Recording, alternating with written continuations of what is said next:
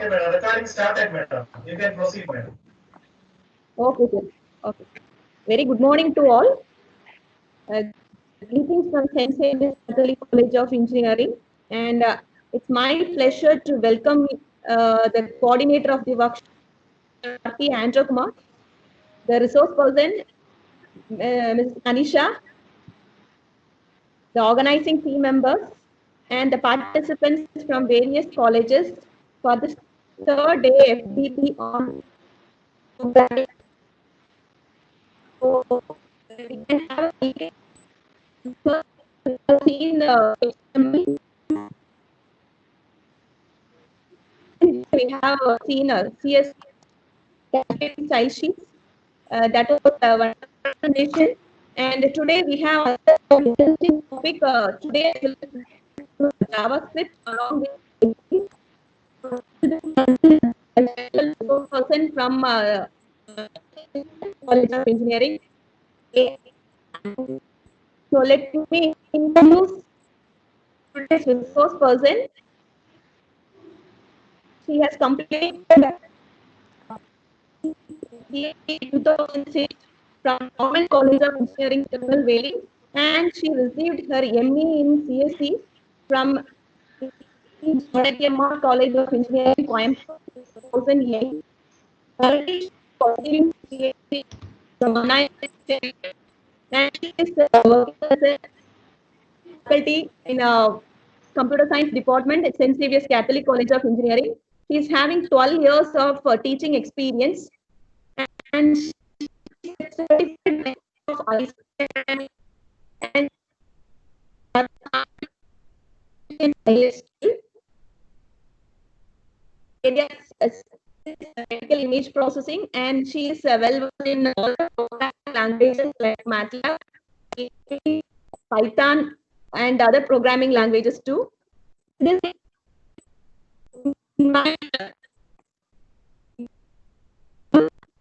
to handle the session. Over to ma'am. Anisha ma'am, welcome ma'am. Thank you, Andros ma'am, for your words of introduction.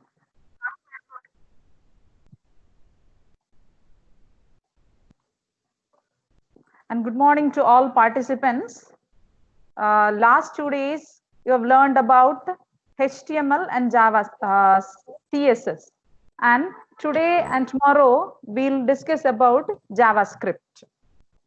So starting with introduction to JavaScript. JavaScript is a scripting language. And what is the purpose of a scripting language? Scripting language is used to write scripts. And script means sequence of statements. It is a series of code.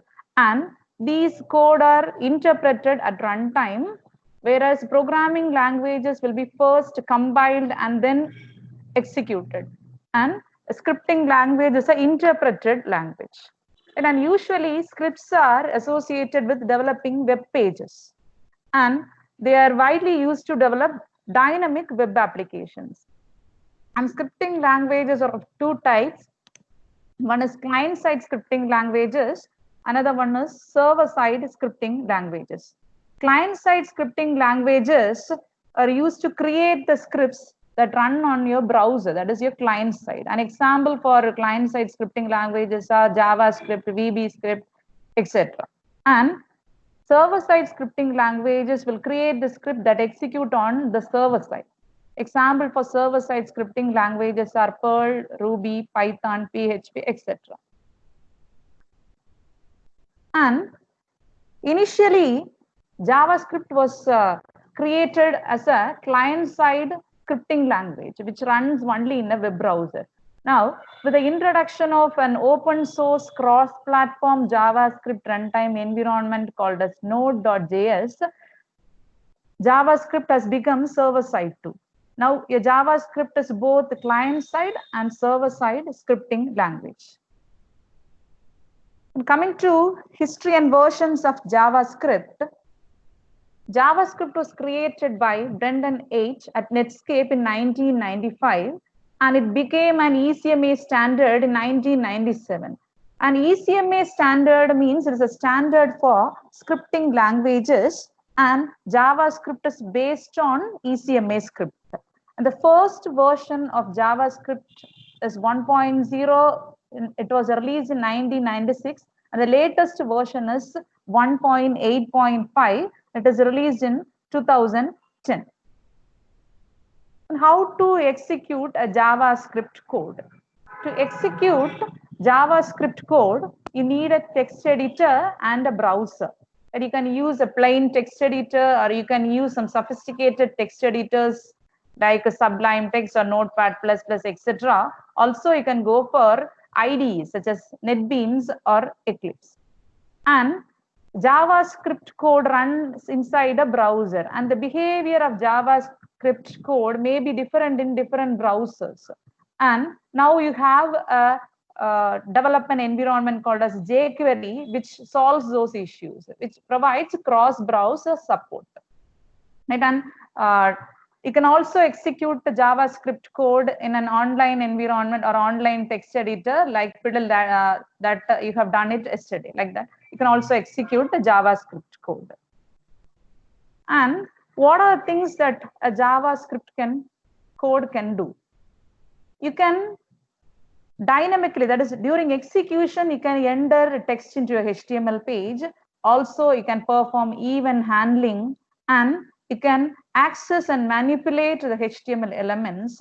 Also, you can perform data validation.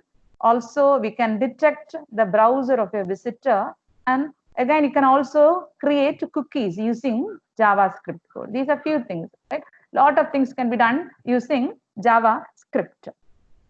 And how to embed JavaScript code into a HTML page.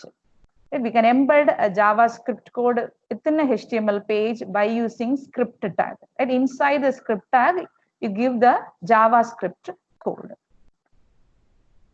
And where to place JavaScript code? As you know, there are two parts in a HTML document. We have head part and body part.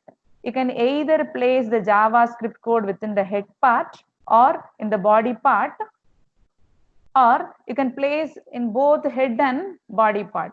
A script code will be executed from top to bottom, from the first statement to the last statement. And within a HTML document, we can include any number of scripts. There is no count on this much time you have to enter script code. You can enter any number of script within a HTML document. Right?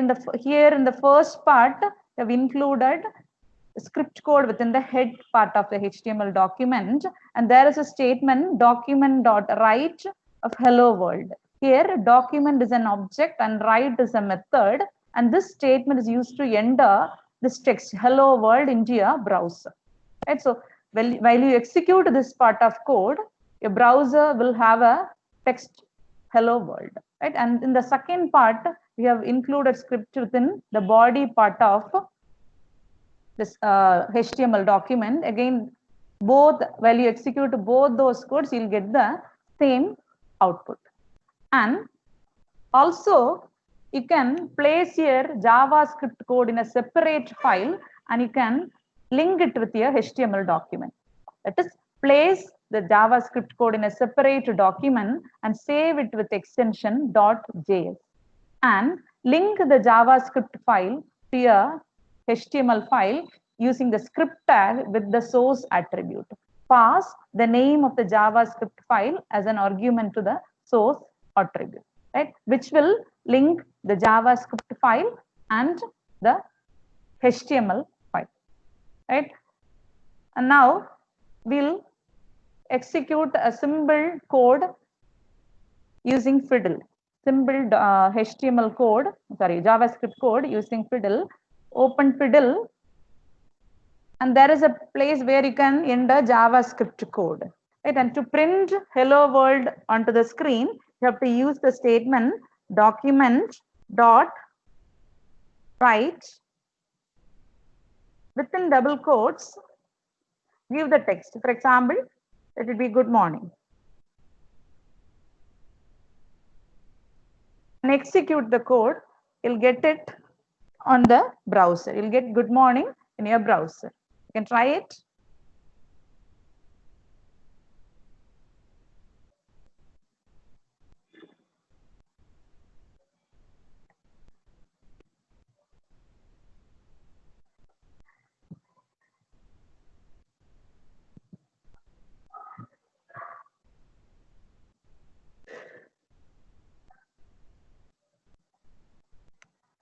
So when you do this, when you execute this part of the code, the text that you have entered within the write method will be displayed on your browser. Hope you have done it.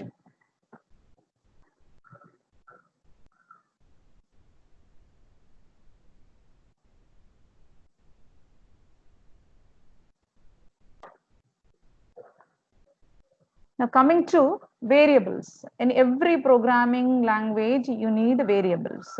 Right? So in JavaScript also, we need variables. And you can declare variables in JavaScript using the keyword var.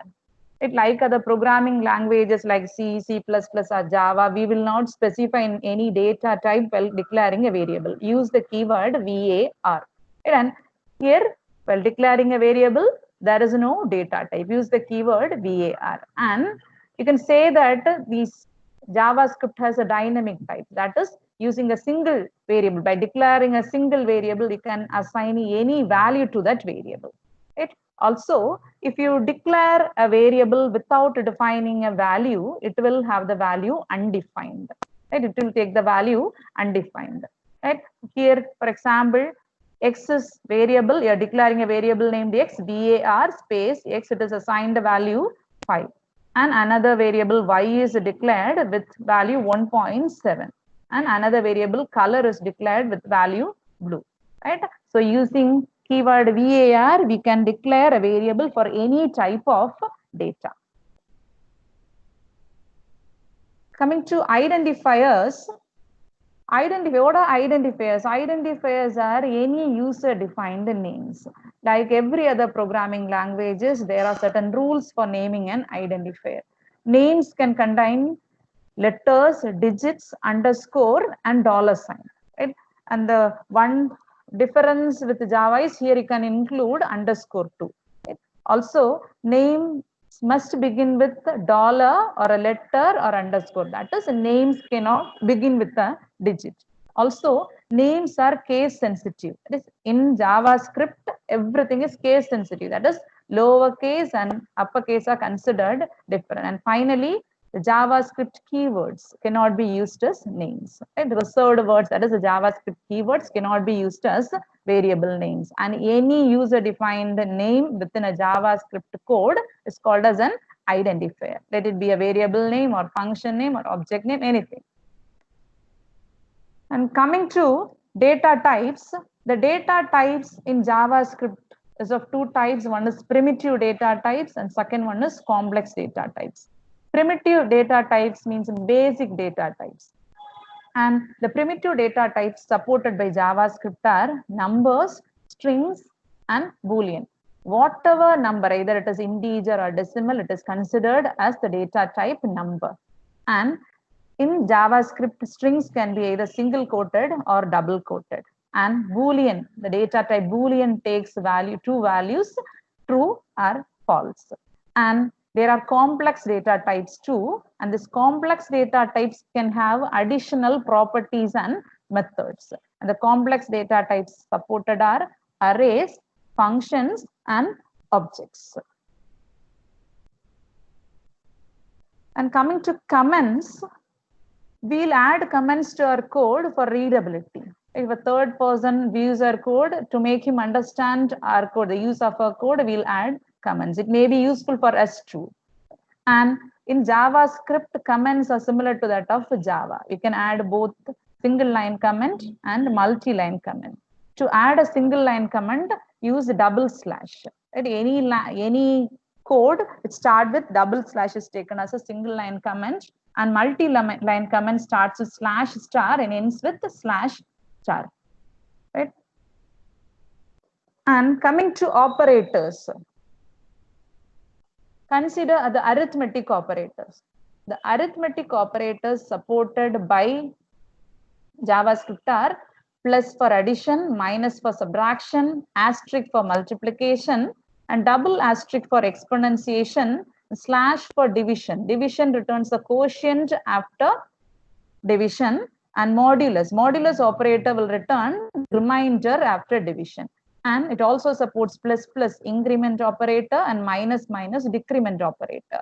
Plus plus increment operator will increment the value of operand by 1. For example, a plus plus will be equal to a equal to, stands for a equal to a plus 1.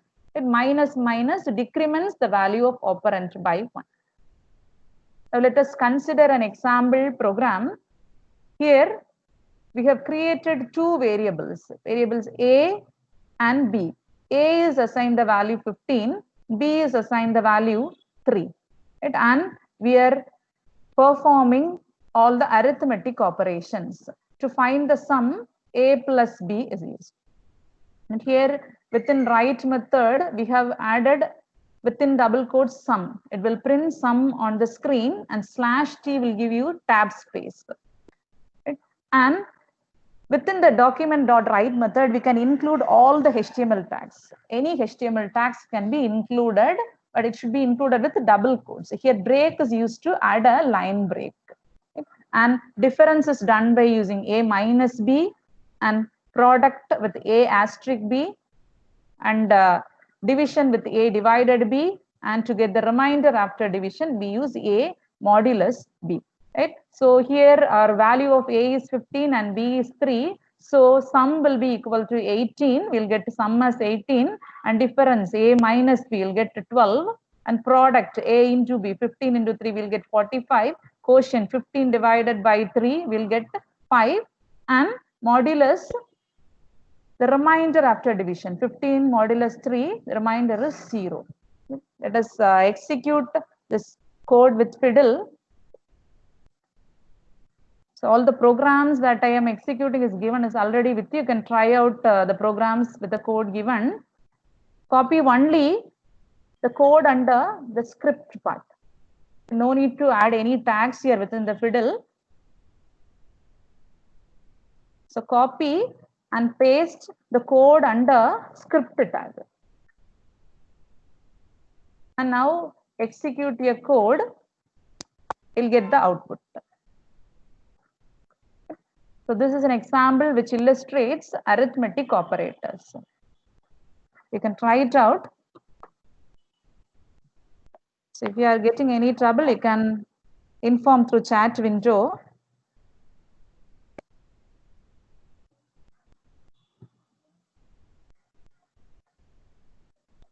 So are you able to do this?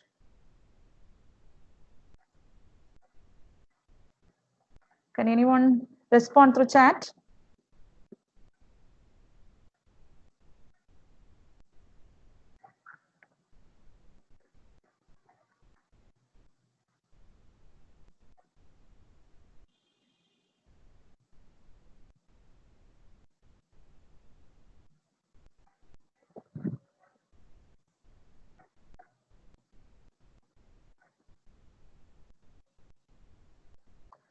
I hope you can do this. If there is no response. Okay, I got a response from Naveen. So you're able to do it. So you'll continue. So next comes the assignment operators. Here both arithmetic assignment operators and assignment operators are included. Equal to for assignment and plus equal to. This compound assignment, arithmetic assignment, plus equal, x plus equal to y stands for x equal to x plus y, right? We can perform both addition and assignment. Similarly, we can perform subtraction and assignment using minus equal to, asterisk equal to multiplication and assignment, slash equal to division and assignment, modulus equal to, you can perform division and assignment. Asterisk asterisk equal to, which gives you exponentiation with assignment. So consider this example for assignment operators. Here two variables are declared, A and B. A with value 15 and B is assigned without B is declared without assigning any value. Right? So B will take the value. If you are declaring any variable without taking any value, it will take the value undefined. Right? And we are assigning B is equal to A. So B will also get the value 15. Now, while we are printing the value of A and B with document.write method, so the value of A will be 15 and B will be again 15. And the next statement here is A plus equal to 5. What does it mean? A equal to A plus 5. So 15 plus 5 will give you 20. Right? So when you print the value of A, we'll get 20 now. And B asterisk is equal to 3. The value of B is again 15. 15 into 3 will give you 45. Right? So we'll get this output after executing this part of code. Right? You can try out this code. Copy only the code under script. No need to copy any tag.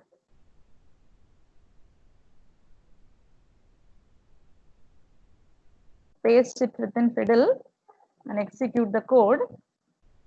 You'll get the output. A equal to 15, B equal to 15, plus equal to 20, and asterisk equal to 45. Try out this.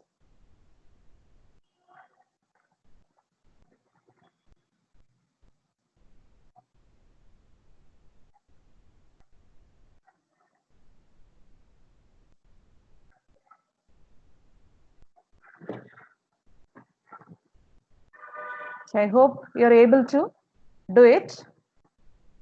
And let us move to the next set of operators, comparison operators. So comparison operators, double equal to stands for equal to. It checks whether two values are equal. And triple equal to checks whether both the values and types are equal. And again, we have not equal to operator and not double equal to. It checks whether the type and value both are not equal. And greater than operator, less than operator, greater than or equal to operator, less than or equal to operator. Final operator here is ternary operator. Ternary operator is the only operator that takes 3 operands. And how does this ternary operator execute? It will evaluate the first operand. If the first operand evaluates to true, it will evaluate the second operand. Right? If the first operand evaluates to false, it will evaluate the third operand. This is how ternary operator works.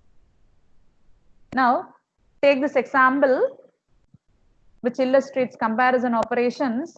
Here we have declared 4 variables. Variable A is assigned to 15, B is assigned to 30, C is assigned to hello within double quotes, D is assigned to hello within single quotes.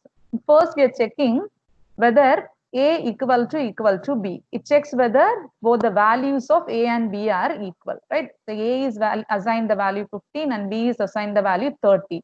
So A equal to B will return false since they are not equal. And second one, we are checking whether C triple equal to D. What is the use of triple equal to? It will check whether both the types and values are equal. If C is equal to hello within double quotes and D is equal to hello within single quotes. Both the values are same and the strings are assigned within single quotes and double quotes. Any string that is within single quotes or double quotes takes the data type string. So both the values and types are equal. So C triple equal to D will return you true. Right? And next, I've checked whether A greater than or equal to B. A is 15, B is 30, so it is false. It will return you false. And A less than or equal to B, A is 15, B is 30, so A is less than B. So it will return true. And finally, we'll this statement uses ternary operator. A greater than, this is the first operand. First operand is before question mark and second operand is after question mark, and after colon we have the third operand. So the first operand will be evaluated first. A greater than B. No, A greater than B is false. A is less than B, so it is false. When it evaluates to false, the third operand will get executed. Right? So it'll get printed smaller. Right? Hope you understood this code, and let us execute this code within Fiddle. Copy only the code under script, paste within Fiddle and execute the code. You'll get the output. First value is false, second one is true, third is again false, next true, and finally the use of ternary operator. Here it will give the output small. Try it out.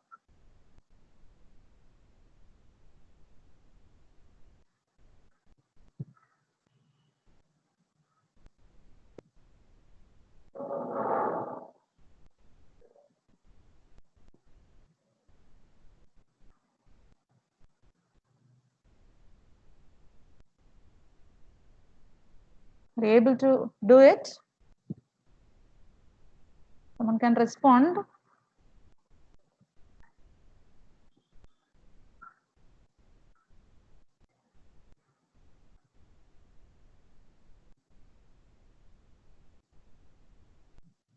Okay. Okay, then we'll move on to the next operators, logical operators and type operators. Logical operators, there are three types of logical operators: logical and, or not, and not. Hope you know about the use of those operators. Logical and will evaluate to true only when both the operands are true. And logical or will evaluate to true even if one of the operand is true. And not will invert your operand. If it is true, it will change to false, and false will change to true. And there are two type of operators. Type of operator returns the type of a given variable. Right? An instance of is used with objects. Right? We can later deal with objects, and this instance of takes two operands, an object and an object type. If the object is an instance of that particular object type, it will return true, else it will return false. Right? Now, considering an example for a type of operator, here we have declared four variables: a equal to 2, b equal to 3.5, c as a single character a, d as hello within double quotes. Now we'll check the type of a, b, c, and d. Type of a is 2 and b is 3.5. So type of a and b will return you number. Whatever number is declared in JavaScript, it is considered as number, a data type number. There is no separate integer or float or double. Whatever number is declared, it is taken as the data type number. Right? And again, type of C and D will return you string. And any text takes the data type string, maybe with single quotes or double quotes. All the text takes the data type string. Okay. Now let us execute this code in Fiddle.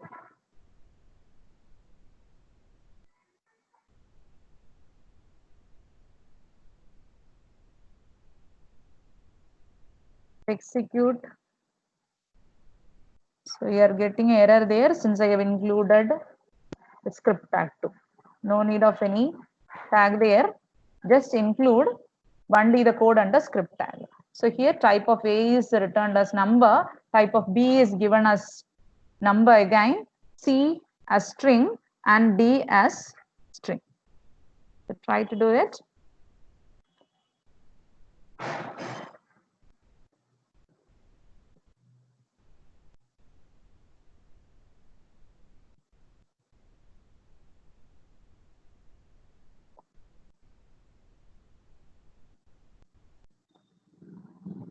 Completed.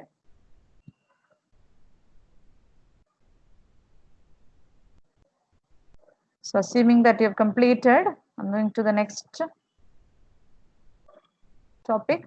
Next type of operators, bitwise operators. So bitwise operators operates on individual bits of the operands.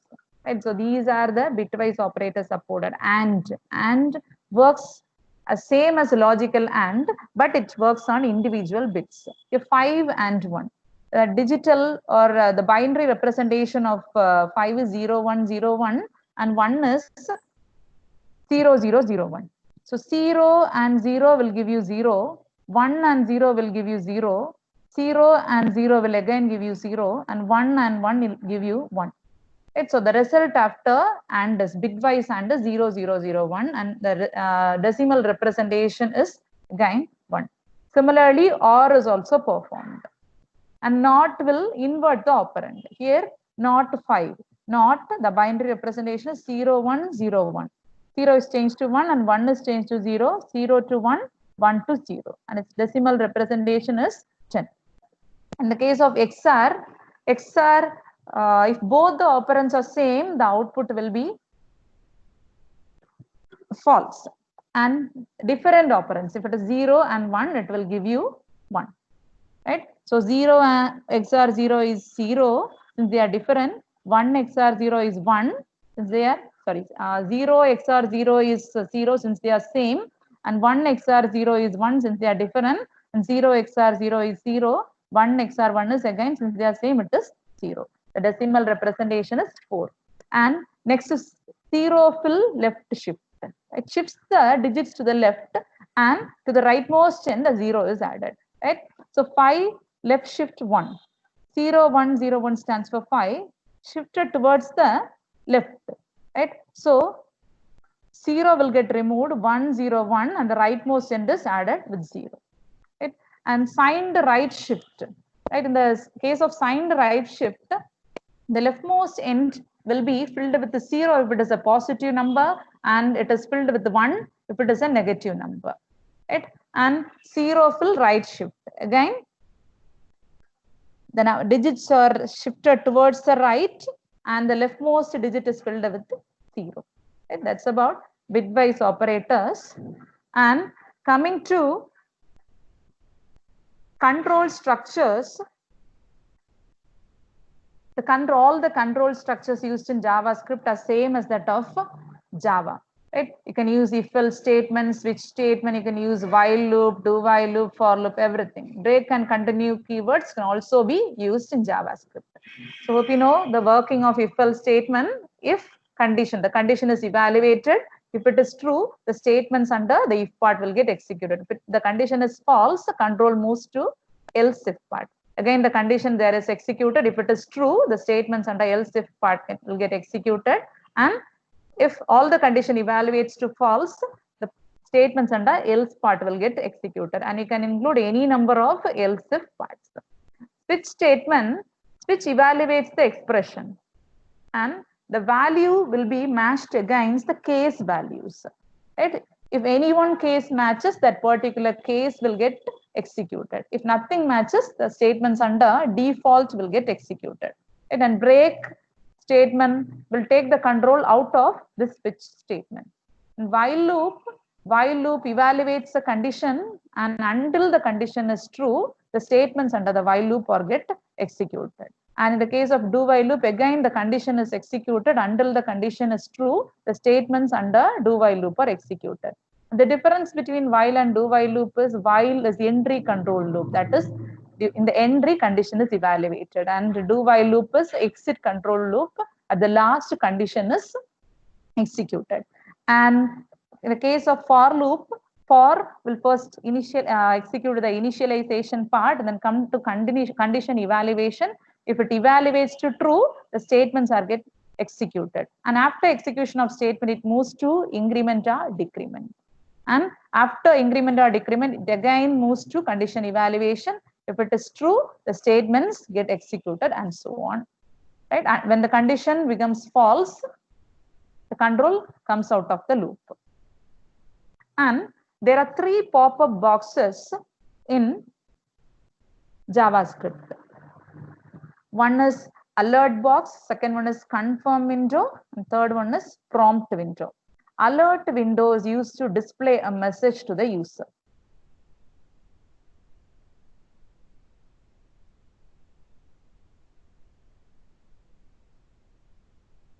You can use confirm window, and it will return either true or false. And third window is prompt window. If you want to receive some input from the user, you can use the prompt window. Right? Now, let us take an example to check whether a given number is odd or even with the prompt window. Right? So, you're declaring a variable A with the value returned from a prompt window. Here you are using a prompt window. To use a prompt window, use this statement, prompt of give a string. Right? The string will get displayed in the prompt window with the text box. right? The value entered within this text box will be assigned to the variable, right? And if, how to check whether a number is even or odd? Divide it by 2. If the remainder is 0, you can say that the number is even, else you can say that it is odd, right? If a modulo 2 equal to 0, here you are displaying an alert window. So this, to display an alert window, use alert function, alert a. In the place of a, the value of a will get displayed, plus within the whatever is there in double quotes will get displayed here. So here in this example, you are given a number 5. So it displays 5 is an odd number. And in the case of a prompt window, without entering any text, if you press OK, an empty string will be returned. That empty string will be assigned to A. Right? The content within your prompt window is displayed as a text, and if you press OK without entering anything, an empty string will be assigned to A. And if you press cancel, this prompt function will return null. Right? And let us try to execute this code. Copy the contents of script, paste within fiddle. So when you execute this code, you'll get an prompt window like this.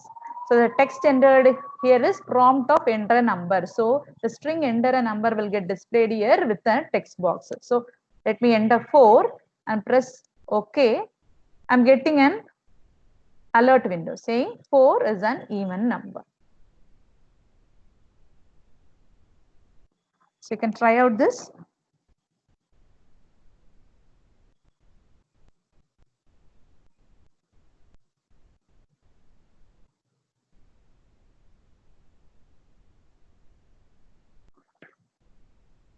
Completed.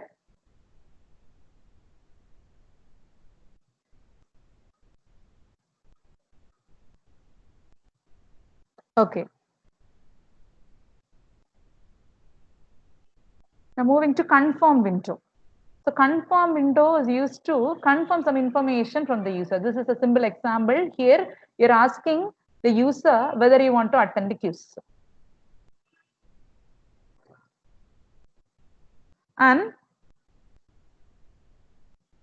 to use the confirm window, use confirm within double quotes, give a string. The string will get displayed with your confirm window. And if OK is pressed, the result, it will return true.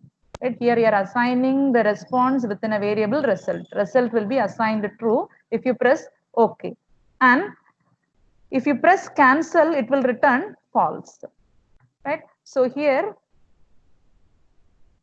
when you execute this code, a confirm window will get displayed saying, do you want to attend quiz? And if you press OK, if the result equal to true, I'm displaying an alert window saying start your attempt. Else, you're displaying another alert window saying thank you. So you can execute this code again to know the use of confirm window.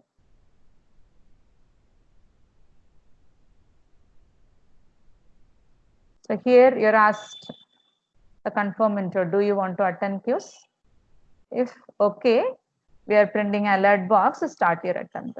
So for your applications, wherever necessary, if you want to confirm any information from the user, you can go for confirm window.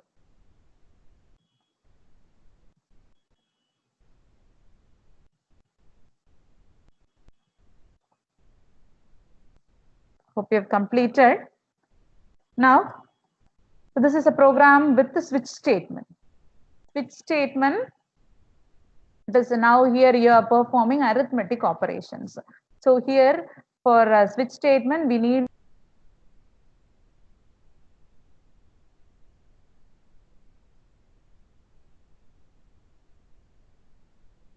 variable a equal to, you are using a prompt window, and again variable b equal to, you are using another prompt window, and c is equal to another prompt. The first two variables are the input operands, first number and second number. Third variable c is the choice. Right? And here you have used another function parseInt. ParseInt is used to convert a text into an integer.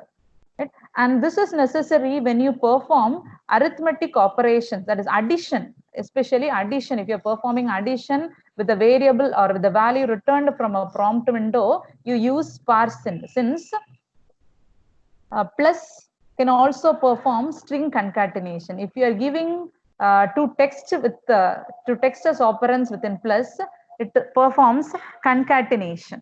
Right? So if you directly read the value from the prompt window and give it to plus, instead of performing addition, it performs string concatenation. So I have converted the text into an integer using parseInt method. Right? And case 1, displaying an alert window which performs sum, and case 2 for difference, case 3 for multiplication, case 4 for division. And if you are entering any numbers other than 1, 2, 3 or 4, the default part will get executed, and after every case statement you are giving break to stop execution with that particular case. Now let us execute this code.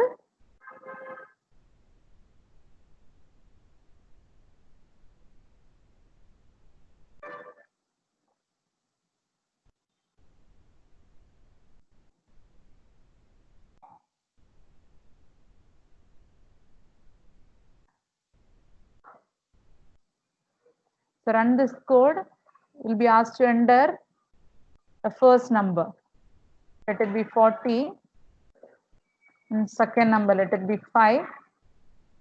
And let the choice be 4. Performs division. It and returns the quotient as 8. So if I give, let the first number be 3, second number is 2.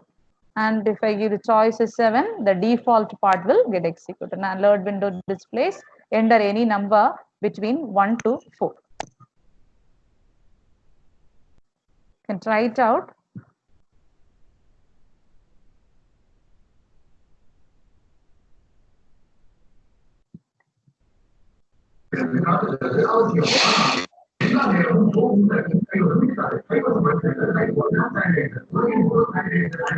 Some disturbance in audio.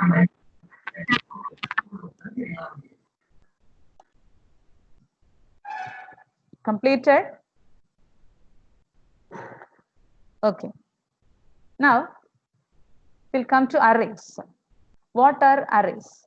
Arrays are collection of similar data types. That is a group of numbers or group of strings can be represented as an arrays. Right? In JavaScript, arrays are written within square bracket. Right? Array items are also separated by commas. And like every other programming language, array index starts from 0. Right? And you can create an empty array or you can create a pre-filled array. Right? You can create an empty array and store value into it, or else you can create a pre-filled array. And this is how you declare an empty array. Use the keyword var, array name is equal to empty square brackets. Right? And one thing I forgot, here in JavaScript, semicolon is optional. It is not compulsory to use semicolon at the end. Semicolon is optional. Right? And to create a pre-filled array, var space where array name is equal to within square bracket pass every value separated by commas. And this, the third statement, name of index equal to value is used to store an element into an empty array, or you can store an element into a pre-filled array itself. It will get overwritten. And to access an element, use the variable name within the array name within square bracket index. It is considered an array named A with pre-filled values 11, 12, 13, and 14. And the values will be stored starting from index 0. So A of 0, 11 gets stored, A of 1, 12 gets stored, A of 2, 13, and A of 3, 14. Now this is an example which illustrates the use of arrays. Here we have declared two variables, two array variables. A is pre-filled, assigned with a pre-filled array with values 1, 2, 3, 4. B is created as an empty array. And after creating B as an empty array, we have stored values into this array B. B of 0 is assigned the value apple, and B of 1 is assigned the value orange, B of 2 is assigned the value mango, and B of 3 is assigned the value grapes. And whenever there is an array, like every other programming languages, to access the value of an array, use a for loop, single for loop, right? So for variable I equal to, so when you loop out through an array, use the index values within the for loop, right? I is equal to initial value of the index. The value of index, the initial index is 0. Semicolon, I less than the length of the array, right? Length in the sense number of elements in the array. A dot length will give you the number of elements within the array. Here, consider A, there are 4 elements. So I will be less than 4. Right? The elements here will be stored at 0th position 1, first position 2, second position 3, and third position 4. So this loop array will loop through 0, 1, 2, and 3. And every time the index of the array will get incremented by 1, 0, 1, 2, 3. So I plus plus. Here we have used the increment operator. And to here within the document dot write method, to access the value of an array, what do you have to use? Array name within square bracket I, the value of index. Similarly, we can loop through the other array B also. You'll get the output as, when you loop through the A array, you'll get the output as 1, 2, 3, and 4. That's they are here we have given line break, so they are written in another line, right? And the value of B array is apple, orange, mango, and grapes. Can execute this code.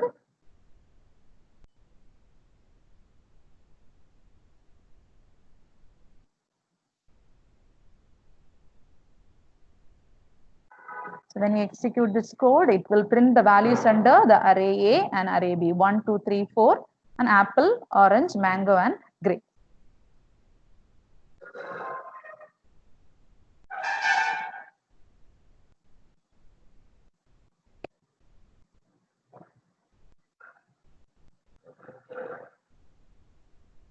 Completed.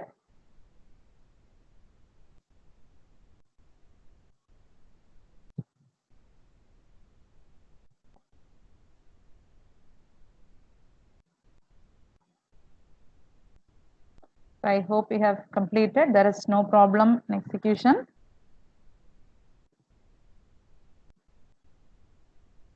Okay. Now we'll move to two-dimensional arrays. With JavaScript, you can also create multi-dimensional arrays. So here we have an example for two-dimensional arrays. Two-dimensional array means an array of one-dimensional arrays, right? So this is an example here. You have an 4 rows and 4 columns. So this is a two-dimensional array, right? So to create a two-dimensional array, what you have to do is within square bracket, open bracket, close bracket, specify each row as an one-dimensional array. Specify each row as an one-dimensional array, right? So here we are including 4 rows. The first row is taking values 1, 2, 3, 4. Again, second row, third row, fourth row. It separate each rows by semicolons. So this is a simple example. You can use any type of two-dimensional arrays, right? And you can access through this two-dimensional array either through rows, row-wise, or you can access through individual element. To access through each rows, you can use the entire length of the array A. That A dot length will give you the number of rows of this array, right? Here there are 4 arrays, 4 rows. So A dot length will return 4, right? And you can directly print a row by using A of I, right? So first A of 0 will be 1, 2, 3, 4. Again, A of 1 will be 1, 2, 3, 4, 2, and 3, right? So using a single for loop, you can access through each individual rows of a two-dimensional array. Also, you can access through each element of a two-dimensional array. So if you want to access through each element of a two-dimensional array, you go for 2 for loops. Right? First for loop will refer the number of rows, and second for loop will loop through number of columns in each row. Right? So every row is specified as A. To find the length of a row, you use A of I dot length. Right? So first for loop, I will specify the number of rows, that is A dot length. A dot length will give you the number of rows. And to loop through each and every element within the row, use the length of that particular row. So A of I dot length, right? And to access every element, use two square brackets, A of I and J. So this is an example for two-dimensional array and how to access the two-dimensional array through rows and how to access each element in a two-dimensional array. Try it out. I'll also execute it.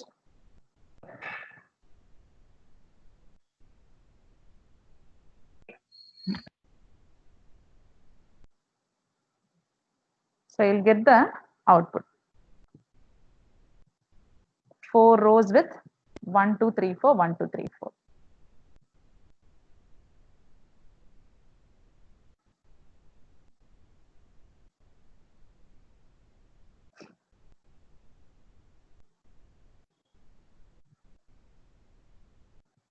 So hope you are getting it without any trouble. Now, moving on to JavaScript functions. How to define a JavaScript function? Function is defined using the keyword function. Right? Function followed by name of the function and within parentheses specify the parameters. While you specify the parameter, need not give any data type or var keyword, anything, just pass a parameter. And within braces, you can give the code to be executed. Right? And function call, how to call a function. Use the function name within parentheses, pass actual arguments. So we know that the parameters specified within the function definition are called as formal parameters and parameters specified within a function call are called as actual parameters. And when a function will be called, you can directly invoke or execute a function from your JavaScript code itself, or you can invoke a function, execute a function during event handling. Right? So to define a function, you have to use the keyword function followed by name of the function and within parentheses pass the parameters. Now let us see how to define a simple function. So in this example, we have defined a function display. So start with the keyword function followed by name of the function, that is display. And here we are going to write simply the hello world, that is print hello world into your browser window. So how to do? Use the document.write method within double quotes hello world. And after the function definition itself, you can call the function. How to call the function? Just use the name of the function display. Since there are no parameters, open parenthesis, close parenthesis, semicolon. Right? So this is example of a simple function. You can try it out.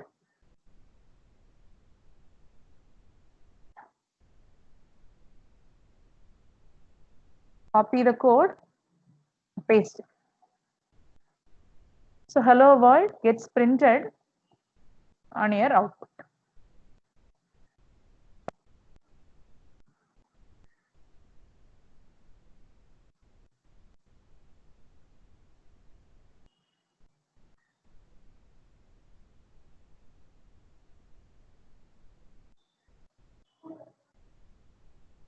Hope you have completed.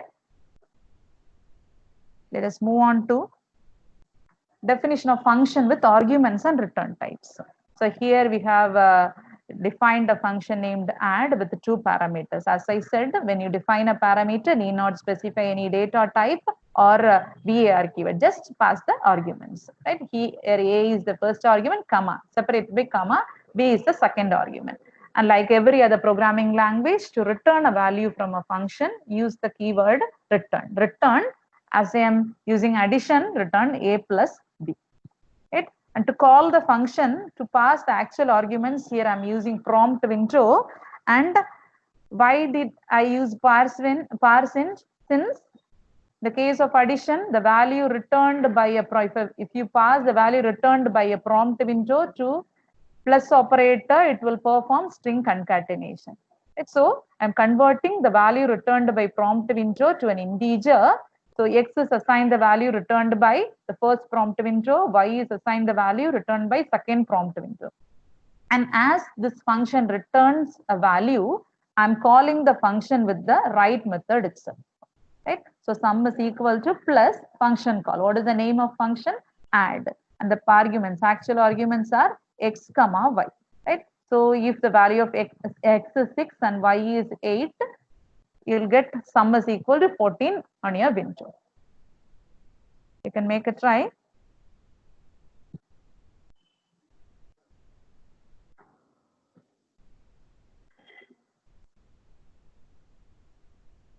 So when you execute this code, it displays a prompt window asking for the first number, let it be 5. And it again asks another number, be 6. Sum is printed as 11. Right? As I have printed, used document.write method, it prints on your output screen.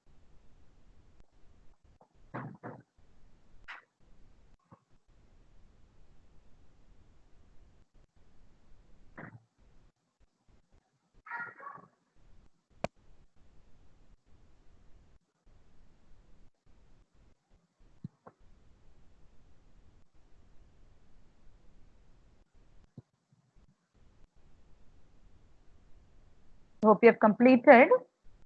That's about functions.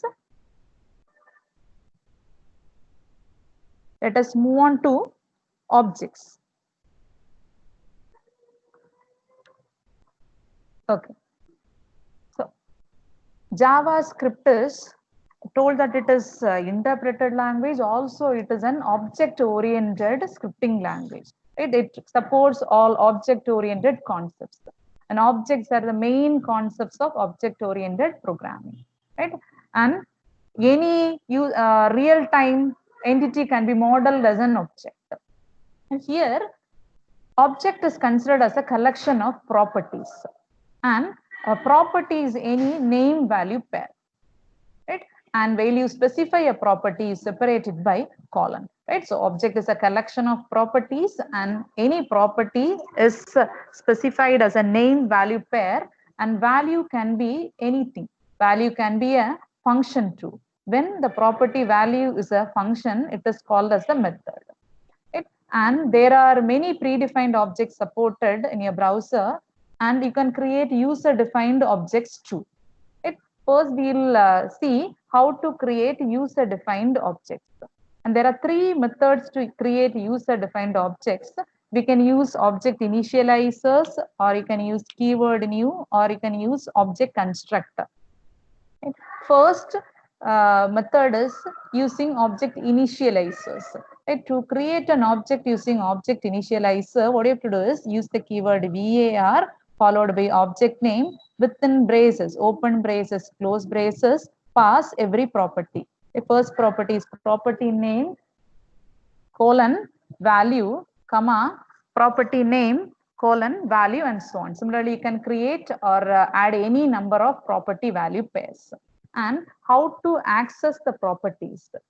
To access the property, use the syntax object name dot property name, or object name within square brackets, within double quotes, you pass the name of the property. Right? So this is the first way of creating an object in JavaScript using object initializers. Variable space object name is equal to within braces specify sequence of properties. Right? The properties are separated within commas. Each property is a name value pair. Now consider this example. Here, an object named employee is created with 3 name value pairs. An object named employee is created with 3 name value pairs. var space employee is equal to first name value pair is name. The name is property name is name, colon, the value is given as Raj, comma, the second property name is number, colon, the value is 123, comma, the third property name is salary, colon, the value is 50,000. Right? So we have created an object named employee with 3 properties, 3 name value pairs. Right? And now we'll access the values of each property of this object employee. Right? Here you have given a header and you have added a bold tag here too. Right? And within bold tag we have displayed details of employee, and we have accessed all the three properties of the object name employee. Document.write within double quotes header name plus how to access the value object name dot property name. The object name is employee dot the name of the property is name. Right? Similarly, to access number employee dot number. Right? And since there are two notation, as I said, there are two notation. You can access either through object name dot the property name or object name within square brackets double quotes of property name. So I have used the second way of accessing employee within square bracket double quotes salary. Right? So it will display name as the value Raj and number as 123 and salary as 50,000. So let us execute it in fiddle.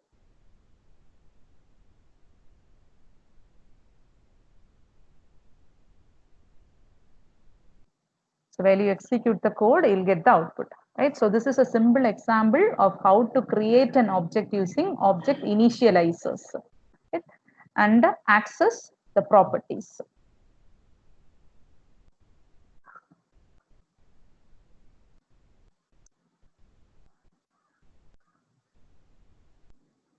You can just try it out.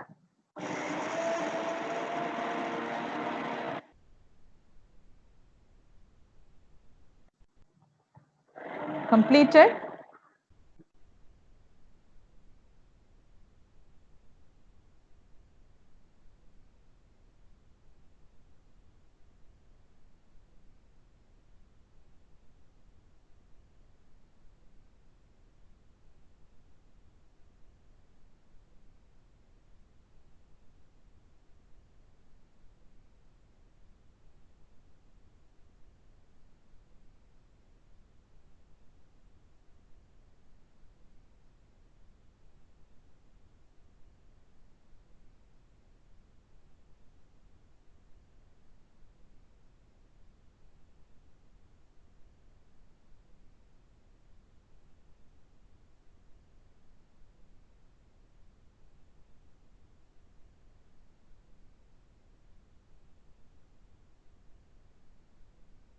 Can be a function too.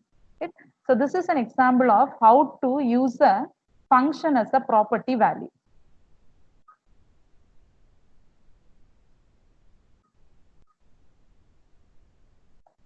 Here I have defined a function named as display, which is used to display the properties of the variable, that is an object employee. Right? Here your first line specifies the header details of employee. The second line is used to access each property of the object named employee. Right? And here we have created an object employee, var space employee equal to, you have already three property value, name value pairs, three properties: name with value Raja, number with value 123, salary with value 50,000. The fourth property is a method, right? When you use a function as a property value, it is called as a method. Give any name of the property. To use a function as a property value, what you have to do is give any name to a property, colon, pass the name of the function as a property value. Right now, view will become a method of the object employee.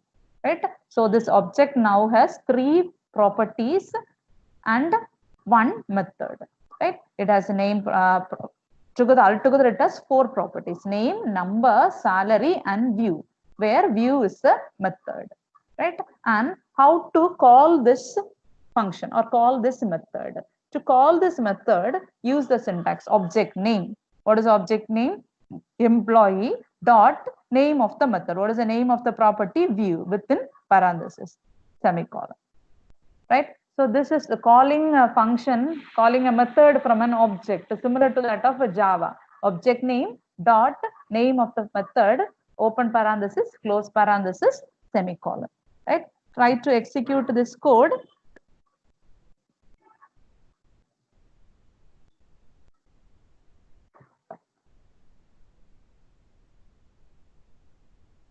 Here, function is used as a property value. So when you execute this code, you'll get the same output as we have displayed the value properties of the employee, right?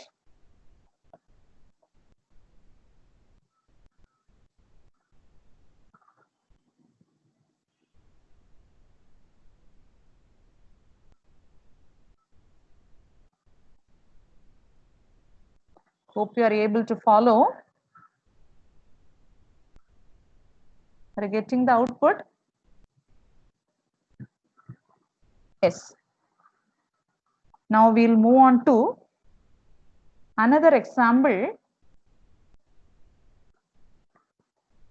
where a function with argument is used as a property. Right? Here we have defined a function named sum with two arguments a and b, and it displays or it writes sum is a value to the browser window. Right? How to use this function with arguments as a property value. Right? So create an object, let it be var, a is equal to, give a name of the property, let it be s, colon, as like the previous method where we have assigned just the name of the function as a property value, here also you just assign the name of the property as a property value, right? And now the name of the property here is s, right? Where you call the function, you pass arguments, right? When you assign the function, need not assign any arguments. When you call the function from the object, you pass the arguments, right? Here you pass two arguments, 2, 3. Okay? I'll just show it in Fiddle window.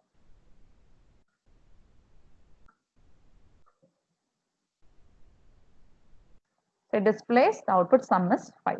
Right? This is how you can pass a function with arguments as a property value. Right? So an object can be defined as a collection of properties. You can pass a normal value or an function as a property value. But also you can use a function with arguments as a property value.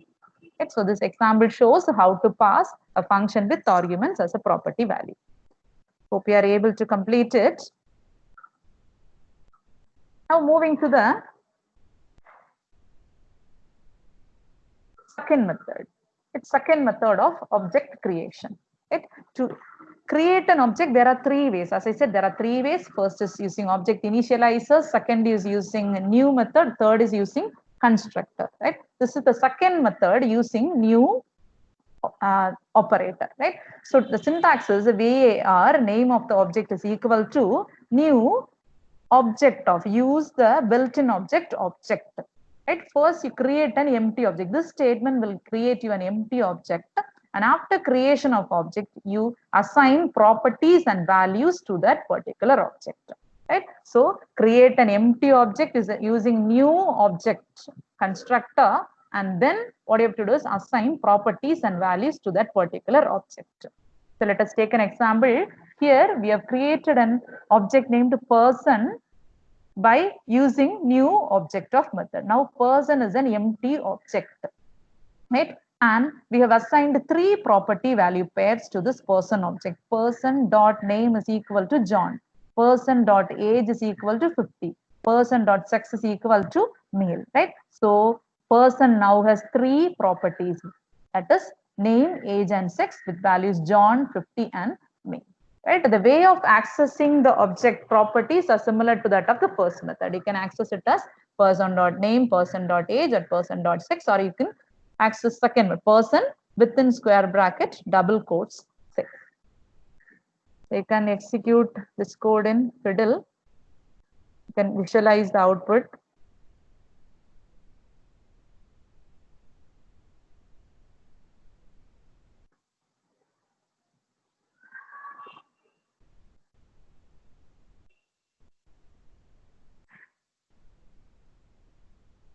We'll get the output as we are accessing the properties name, age, and sex of the object person. We'll get the output as John, 50, and male.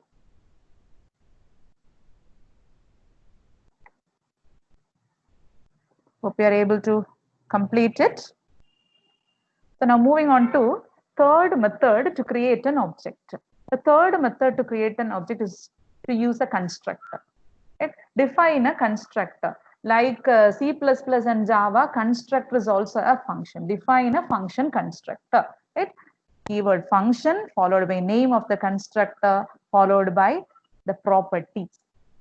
You can pass any number of properties as arguments as much as needed, right? And using this keyword, you assign the properties to that particular object created. And this keyword is a keyword, it is used to specify the current object that you are working with. It refers to the current object that you are creating. Right? After defining a constructor, you create an object using the syntax variable object name is equal to new constructor name value 1, pass the value of properties value 1, value 2, value 3, right? So in C++ and Java itself, constructor is used to initialize an object. Here we'll initialize and create an object using constructor, right? So take this example. Here we have defined a constructor named person, function person with 3 properties, name, age, sex. Assign the properties. Here the constructor, the argument specifies the values of properties. The argument will specify values of properties, and here this will specify the names of properties. Here you can pass another name to not, it is not compulsory that you have to use a name here. Name and age and sex here also, right? You can use any other variables there. This dot name, right? This dot name of the property is equal to the argument, first argument. This dot second property name is equal to value of the second property. This dot third property name is equal to name of the property. And how to create an object? Variable space object name is equal to new name of the constructor. Here you must pass the name of the constructor, and the number of arguments should be the same, right? Here we have 3 arguments, so we have here passed 3 arguments, right? And the way of accessing the object properties are similar to that of previous 2 methods, right? So while you execute this code, we are accessing the name, age, and sex property of the object named P, which is created by the constructor person. It will return you Banu, 30, and female. Try to execute and visualize the result.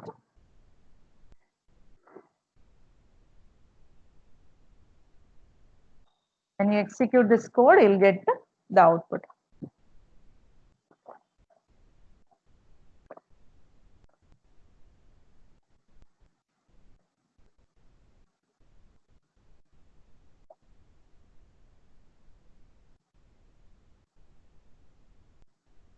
Completed.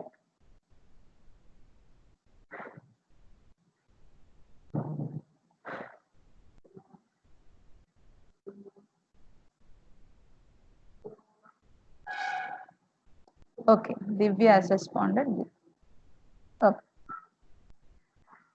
Now, moving on to parameter passing mechanisms. So there are 2 parameter passing mechanisms like other programming languages, passed by value and passed by reference. And in JavaScript, when you pass primitive arguments, it is passed by value, and objects are passed by references.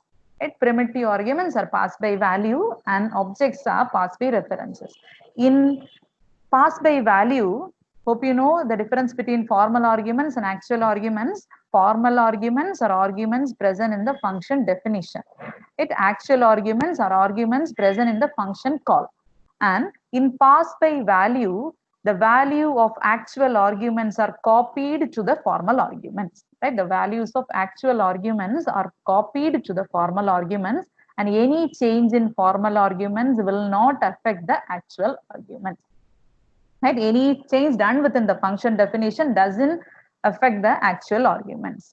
But in the case of passed by references, a reference of the object is passed, that is the reference of actual argument is passed to the formal arguments. That is both, since we are objects, both the formal argument and actual argument will refer to the same memory location. So any change within the formal argument will affect the actual argument in pass by reference, right? So in pass by value, any change done to the formal arguments doesn't affect the actual arguments, whereas in pass by reference, any change done to the formal arguments will affect the actual argument. Let us take this function transpose as an example for pass by value. Here we have defined a function named transpose with two parameters. And within the transpose function, we are interchanging the values of a and b. Using a temporary variable t, we are interchanging the values of a and b. And again, within the function definition, we are printing the value of a and b. Right? And here we have again declared two variables, x is 5 and y is 7. Right? And we are printing the value of x and y. So x is 5, y is 7. So it gets printed as x is equal to 5 and y equal to 7 before function call. And now the function transpose is called. Right? X and y are passed as arguments to transpose function. What happens is the value of x, 5 is copied to a. And the value of y, 7 is copied to b. Right? So a takes the value 5, b takes the value 7. And here we are interchanging the value of a and b. Now we print the value of a and b. You'll get a as 7 and b as 5 as it is interchanged. Now, after the function call, again, we are printing the value of x and y here. It will be again printed as 5 and 7. There is no change in actual arguments. Right? This program illustrates the use of pass by value. You can make a try and visualize the output.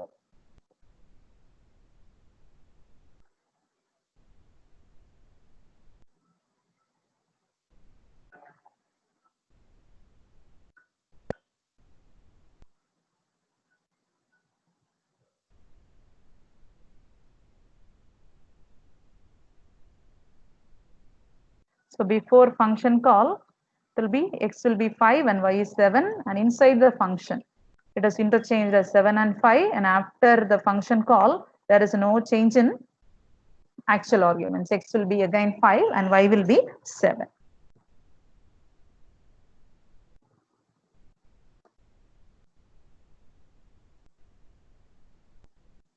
Hope you have visualized the output. Moving on to pass by reference. Here we have defined an object named employee with 4 properties. 1 name with value Raja, 2 a number with value 1, 2, 3, salary as 50,000, and view is a method. Right? View is used to display the values of all the properties. Right? And again, we have defined a function named as modify, which takes an object as, here we are going to pass employee as an argument, and we are modifying the name property of employee as Rani. So we'll see whether this function will affect the actual value of employee. Right? First, we are printing the value of employee object by calling view function. View is a method which is assigned the value display function. Right? So view is a method, so it is called as employee.viewOf, which will return the value of all the properties of employee. Right? Name as Raja, number as 1, 2, 3, and salary as 50,000. Right? Now we'll call the modify method by passing the employee object as a parameter. Right? And employee dot name is assigned to Rani now. Right? Now again, call after the function call, you again call the method view to display the value of object employee. It will get it as name as Rani. Here name is modified as Rani. Right? So whatever, when an object is passed as an argument to a function, whatever change done within the function definition will affect the argument that is passed, since the actual argument and formal argument will refer to the same memory location. Right? So after calling the function modify, the name of employee is changed as Rani. Right? Since we have modified only the name value, other 2 property values remain the same. Try to execute it, and you can see the actual output.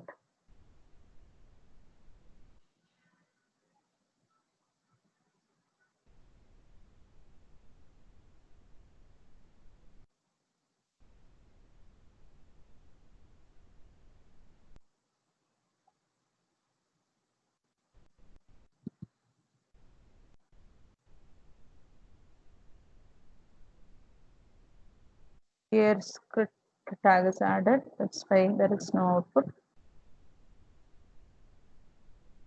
So you can visualize the output before and after the function call. So this program illustrates the use of pass by reference.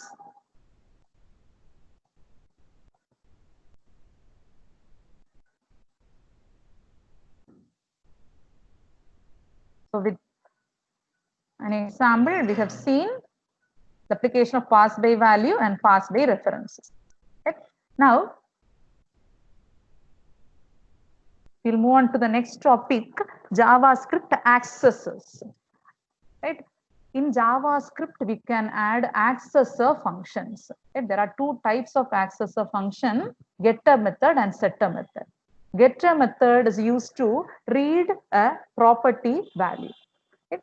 And setter method is used to modify a property value. Getter method is used to return a property value, whereas setter method is used to modify a property value. Right? This is the syntax of using getter method.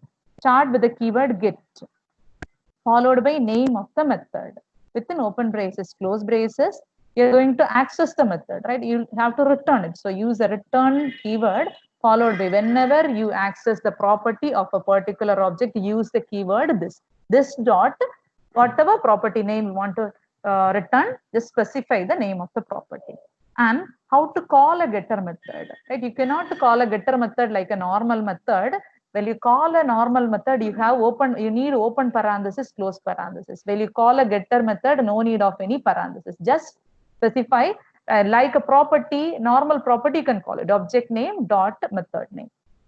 Right? Similarly, you can declare a setter method. Set method name within parenthesis, since you're going to modify a value, pass a value as an argument.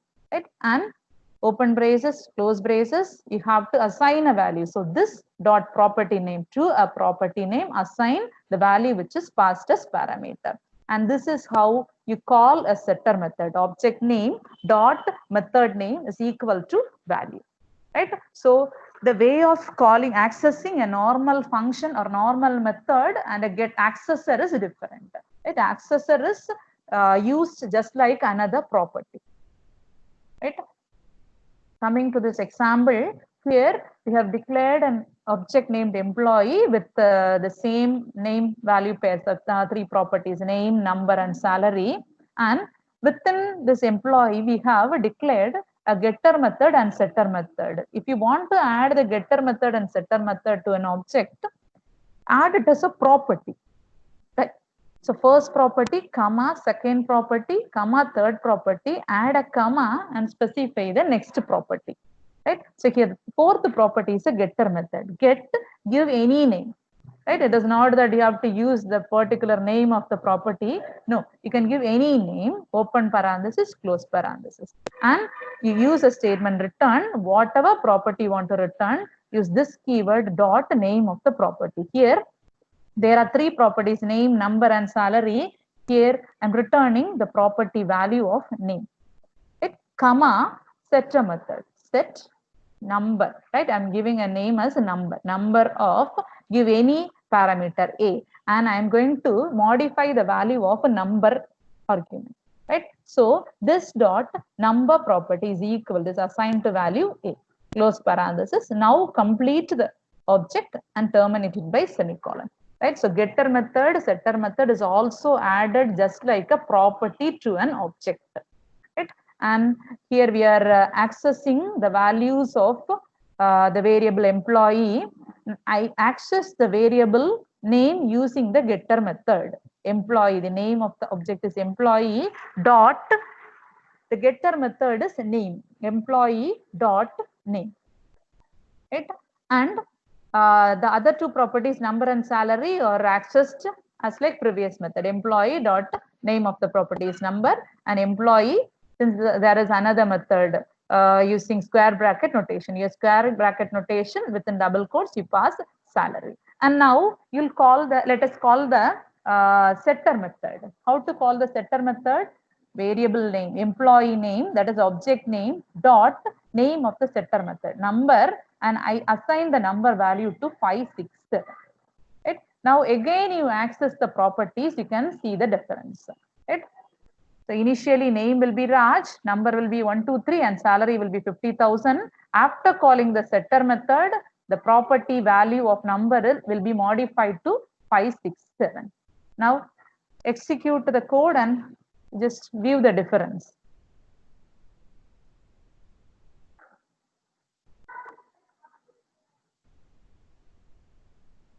So initially, before calling the setter method, the name of employee is Raj, number is 123 and salary is 50,000. And after calling the setter method, name is again Raj. You are modifying the value of number to 567 by using setter method. So number is modified to 567 and salary also remain the same.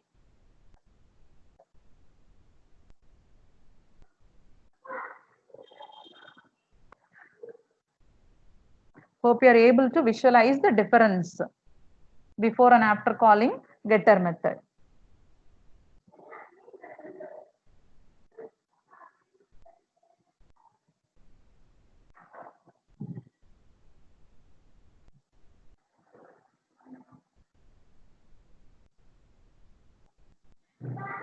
And now, another main concept of object-oriented programming is classes, right? And ECMA script 2015, from ECMA script 2015, you can use the concept of classes also in JavaScript. Class is also considered as a type of function, but we define the class using the keyword class. It and you'll assign or initialize the properties to the JavaScript class by using a method named as constructor. The name itself of the method is constructor. Right? Like Java and C++, we can also create class in JavaScript. It is done using the keyword class, and we'll assign the properties to a class by using constructor method. Let us learn the concept of classes using an example. The class, we have defined a class employee with a keyword. Class is a keyword, employee is the name of the class. Open braces, close braces. And to define properties or to specify properties to a class, we use constructor method. Constructor is a method to initialize properties. Constructor pass any values here, right? Any values here, property values here. And this dot, name of the property, assign it to value of the first property, and so on. And to a class, we can declare a normal method, you can include a getter method, you can include setter method. Also, you can use static method too. It, and while including a method inside a classes, need not use the keyword function. It would be automatically considered as a method, right? And the difference between static and normal method is normal method will belong to your object. You have to call a normal method using object name, whereas the case of a static method, you have to access it using your class name, right? So to a class, we can assign properties using constructor method, and you can use normal method. Also, you can go for include getter method, you can include setter method. And to make a class useful, class is actually a blueprint, right? You can, to make it usable, you need an object, right? Class is just like a blueprint from which we can create objects. To make a class usable, you need objects, right? The way of creating object is similar to that of Java. var object name is equal to new class name, within parenthesis specify the name of the property values, right? Here there are 3 property values specified in your constructor, so pass 3 arguments to this constructor method, right? And we have a normal method display. A normal method is called using an object, so e1 dot display of, right? And static method, we have a static method too. Static method is accessed using class name. What is a class name? Employee, right? The entire code is available in your code that is given to you. You can use that code to visualize the output.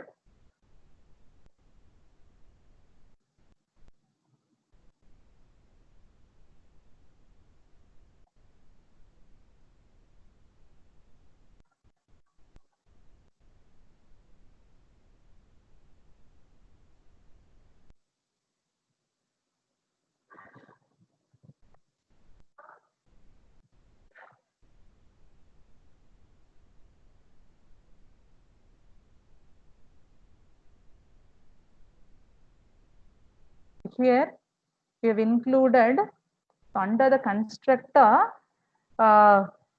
we have assigned properties name, number, and salary. So whenever you specify a property name of a particular object, use this keyword. This keyword refers to the current object. So this keyword refers to the property name and assigns the value as name passed as argument. Similarly for number and salary. Here display method is used to display the values of properties, right? To display the values of properties, again you have to use this keyword, this dot property name.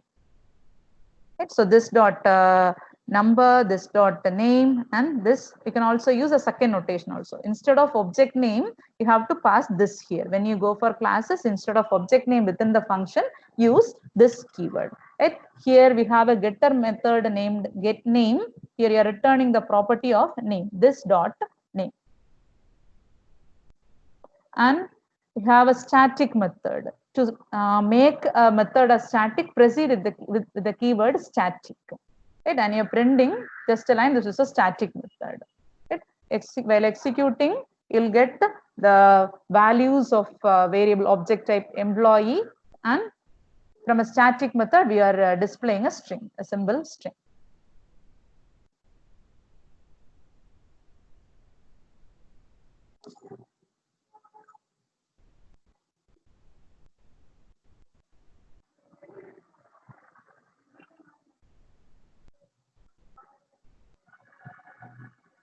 Completed.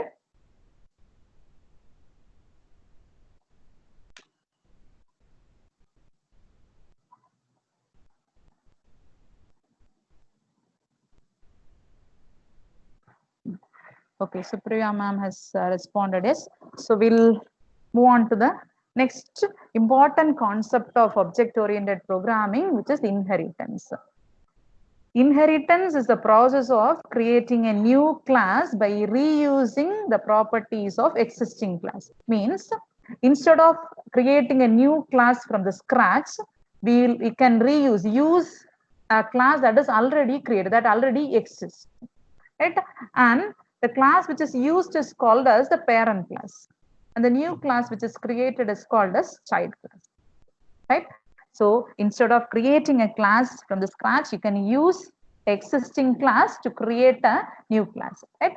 And the child class can inherit all the properties of a parent class. Right? The child class can use all the properties of parent class, and it can have its own properties too.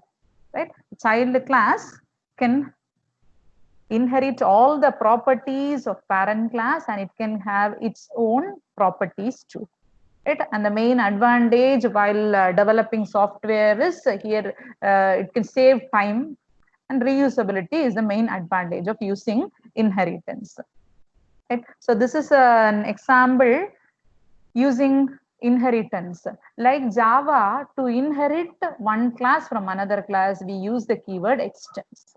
Right? Extends is the keyword used to create a child class from a parent class. Here we have created a class named person, which is the parent class, with a constructor. That is the constructor. What is the use of constructor?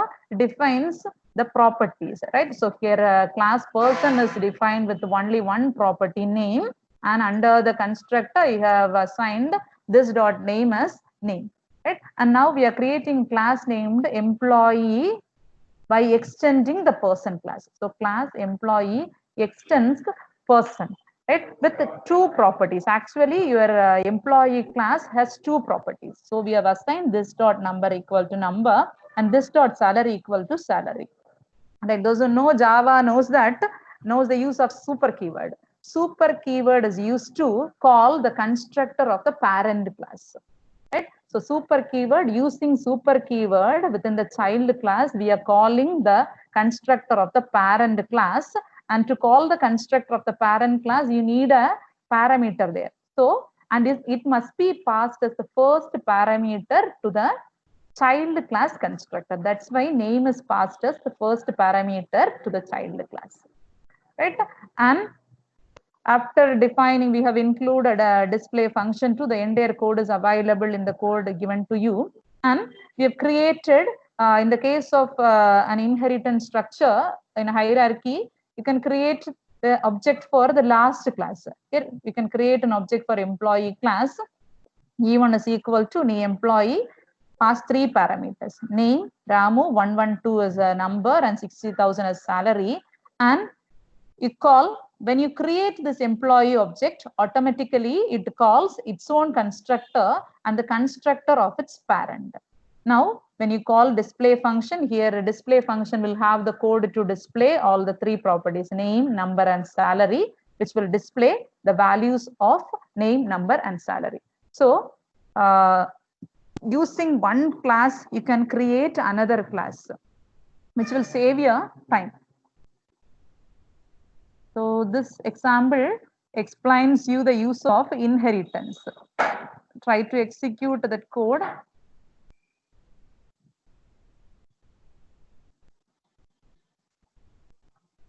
You can see, visualize the output.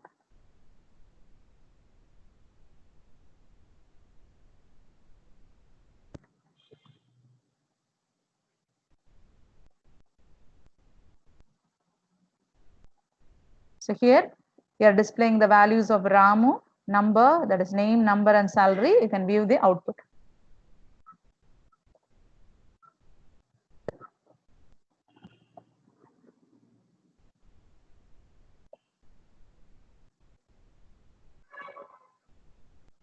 So let us, hope you have visualized the output. Let's move to the built-in objects. We have many built-in objects. We'll see a few. The first built-in object is array. To create an array using the built-in array object, use this statement. var a equal to call the array constructor, new array, pass the values. How many values are necessary, you can pass it as argument. So this statement, variable a equal to new array of banana, orange, apple, mango. When you display the contents of this array, you'll get this output: banana, orange, apple, mango. And toString. There are few methods, a lot of methods. I'll just discuss a few methods.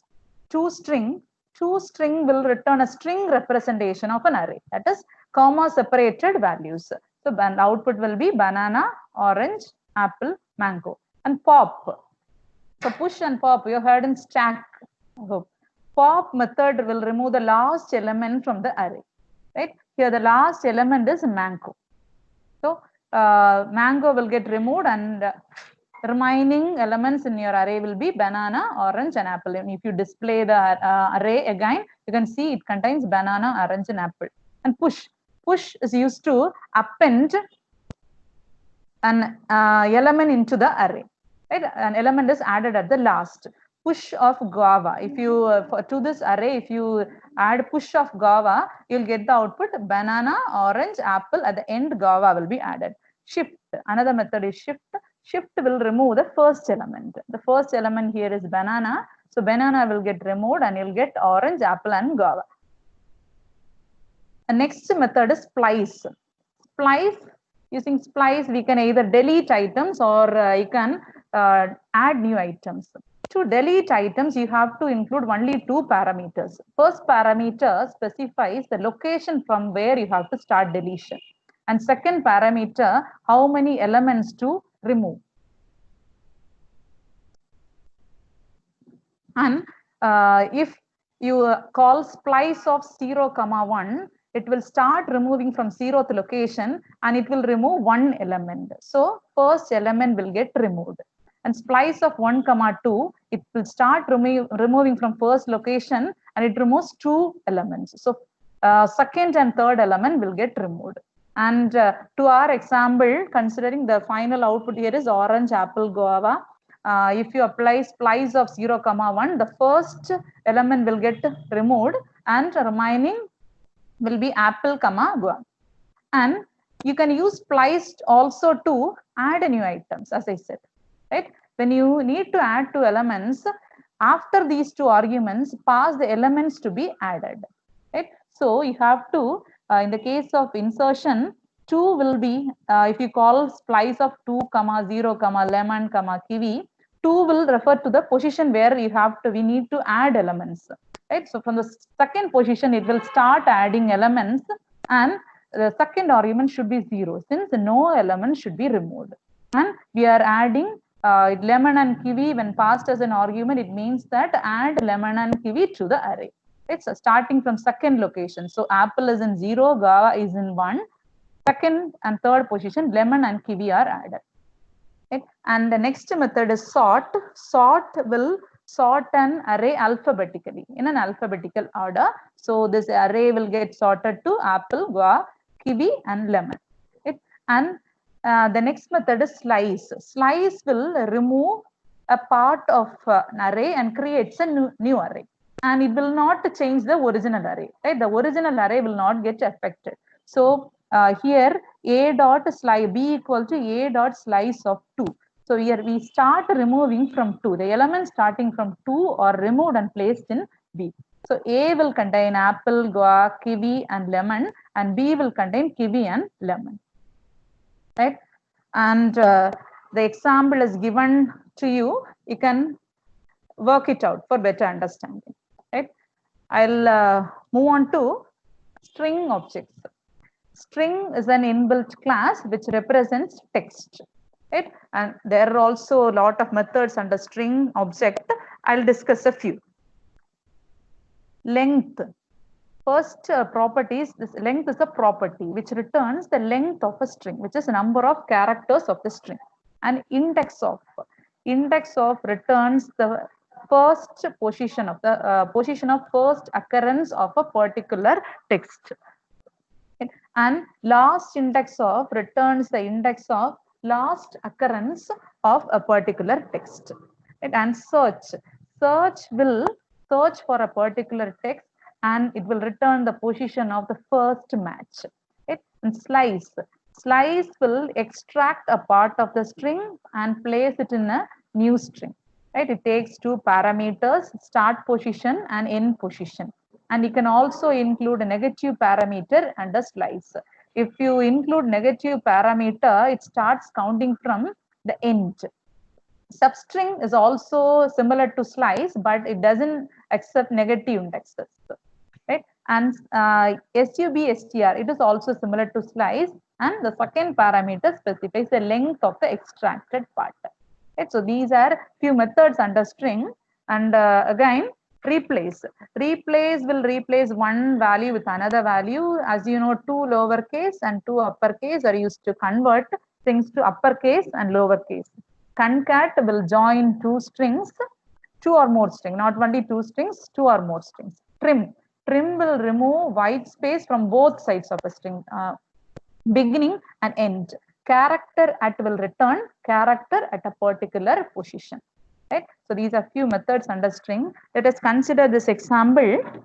Variable a is assigned a new string with value hello world. This is how you create a string with the string object. Normally you can assign it as variable a equal to hello world. If you need to use the string object, you create it using new operator. var a equal to new string of hello world. First, I'm printing the value of a. So it will get displayed as hello world.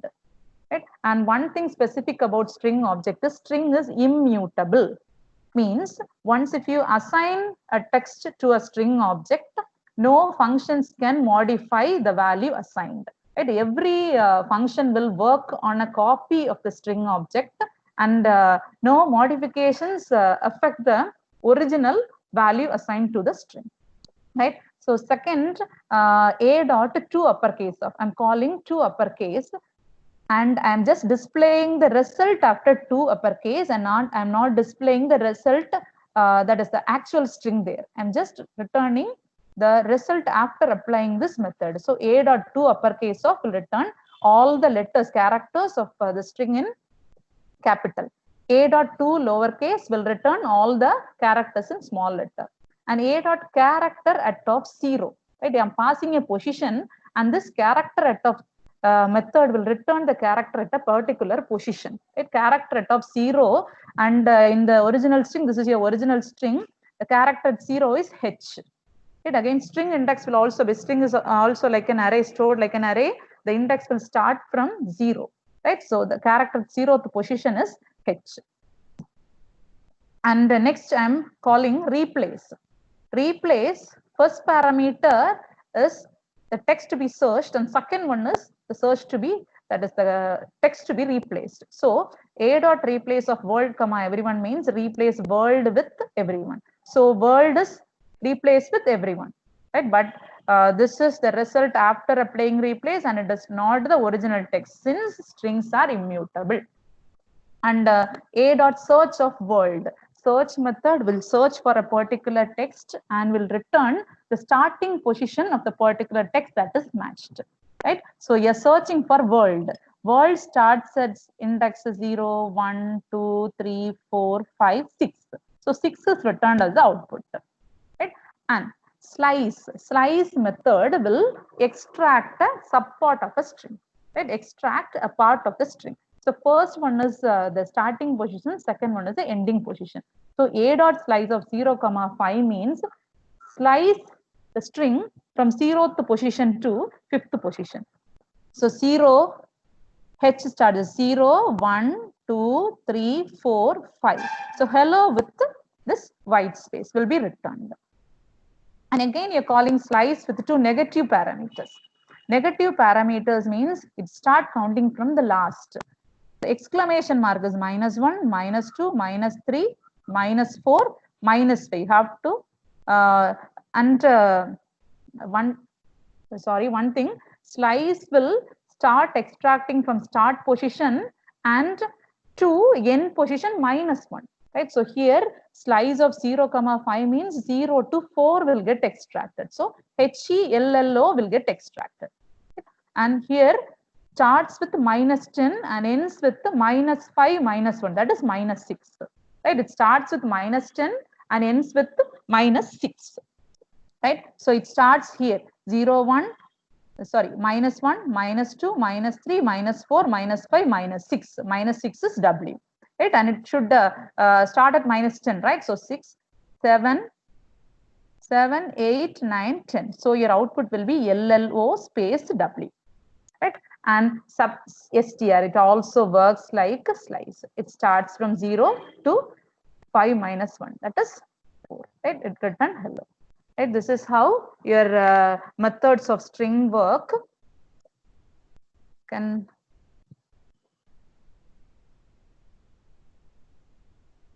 just execute it and visualize the output.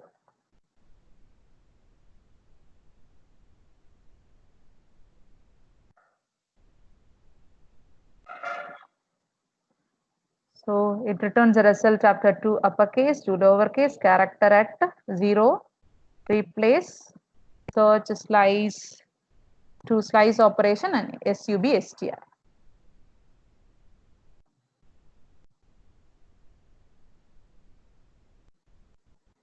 Hope you have completed. Next comes date objects. Right? There is an inbuilt class called date, and JavaScript will use the browser's time zone, and date will be displayed as a full text string. Right? Date will be displayed as a full text string, including the date and the time zone, everything. Right? And you can create a date object with the date constructor, and you can use the date constructor in 4 ways. By passing without any arguments, you can create a date object. Here in this case, the current time and date will be taken by the object, and you can also create date by passing year, month, day as minutes, seconds, and milliseconds as parameter. Also, you can pass, that is, you can create a date object as per our need. Right? You can create date with a particular that is date and time zone. Right? You can also create with milliseconds, and also you can pass a string, date string, and create a date object. Right? And there are a lot of getter setter methods here. Here to get full year and set full year, getter setter methods. Get full year will return the year, and set full year will modify the year. Get month will return the month, and set month will modify the month. Get date will return the day, and get has will return the hour. And you can also get and modify minutes using get minutes, set minutes. You can modify seconds and return the seconds using get seconds. You can use get set milliseconds, get the time. Also, For get day, there is no set method. You can get the weekday, and date dot now will represent or return the time. And this is an example. Here you are creating a new date by passing without any argument. So the current date and time will be taken, right? And you are displaying the date, and calling get full year method will return only the year. Get month will return the current month. Get date will return the current day.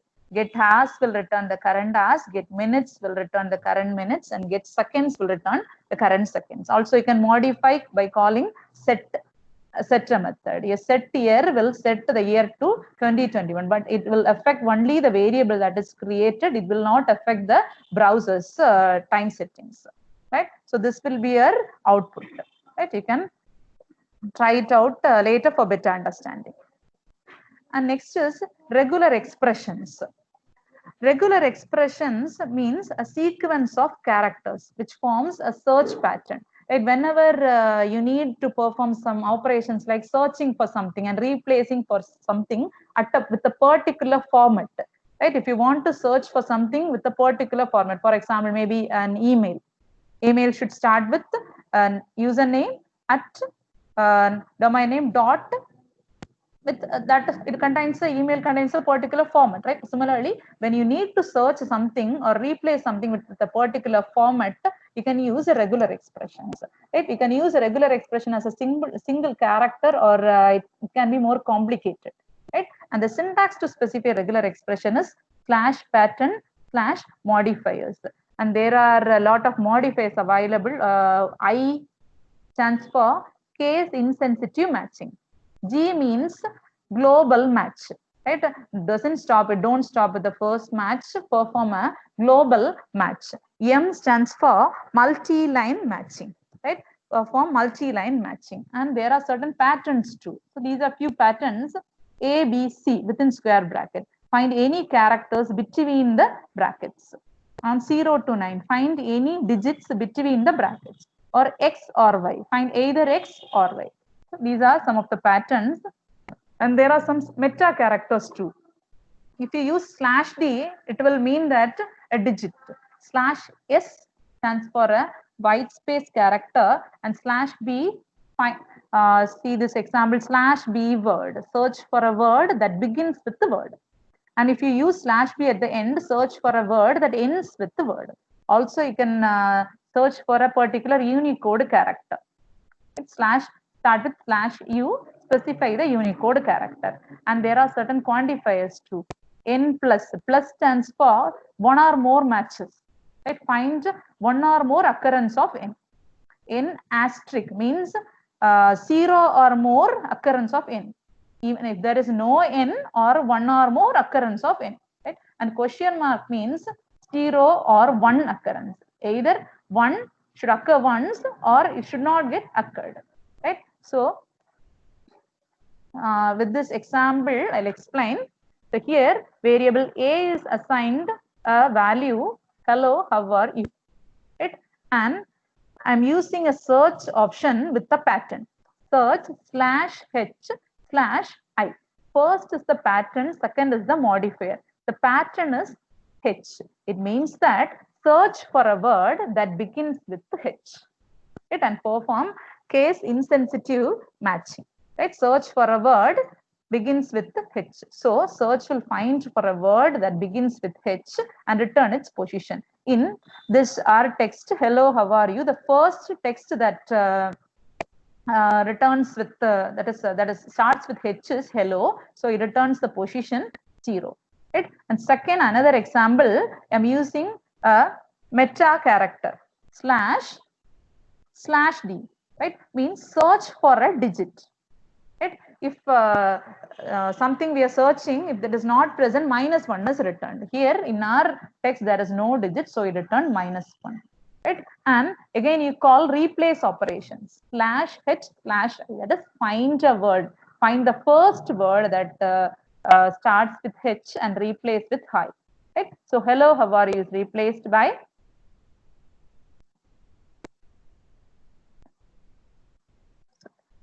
here again after replace, if you print it here itself, you'll get hi. And again here actually hello is not modified. The reason is strings are immutable. You cannot modify it, right? Here after the when you if you display the text during performing that operation, you'll get the modified text. But here I have displayed the text after that is the original text. That's why nothing is modified here. We'll just execute this code.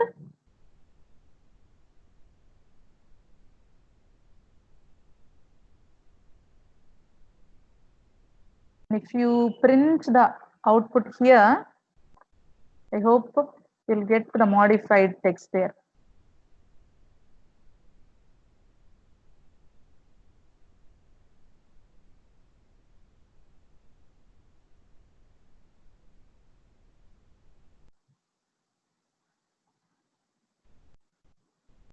That particular position gets replaced. H is replaced by hello.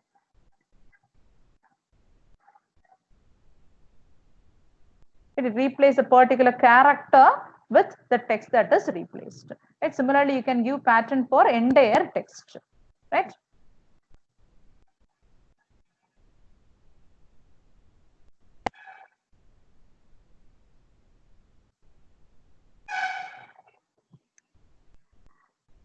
And coming to events.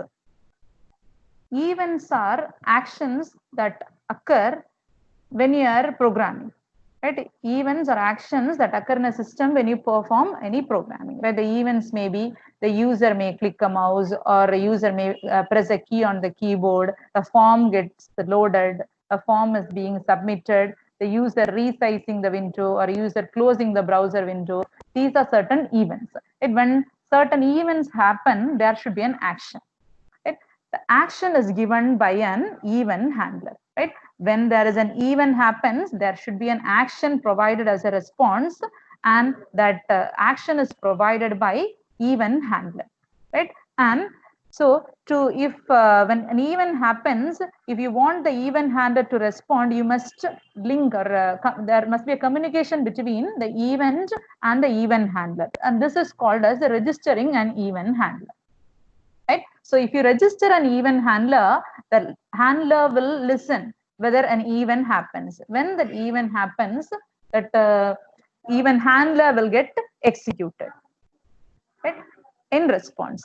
Now we'll these are some common HTML events that occur on click. On click is an event type that specifies a click event. Right? On mouse over is an event that specifies the user has moved the mouse over a particular HTML element. On mouse out, the mouse is moved away from an HTML element. And on key down, a key is pressed. Right? On load, the browser has finished loading the page.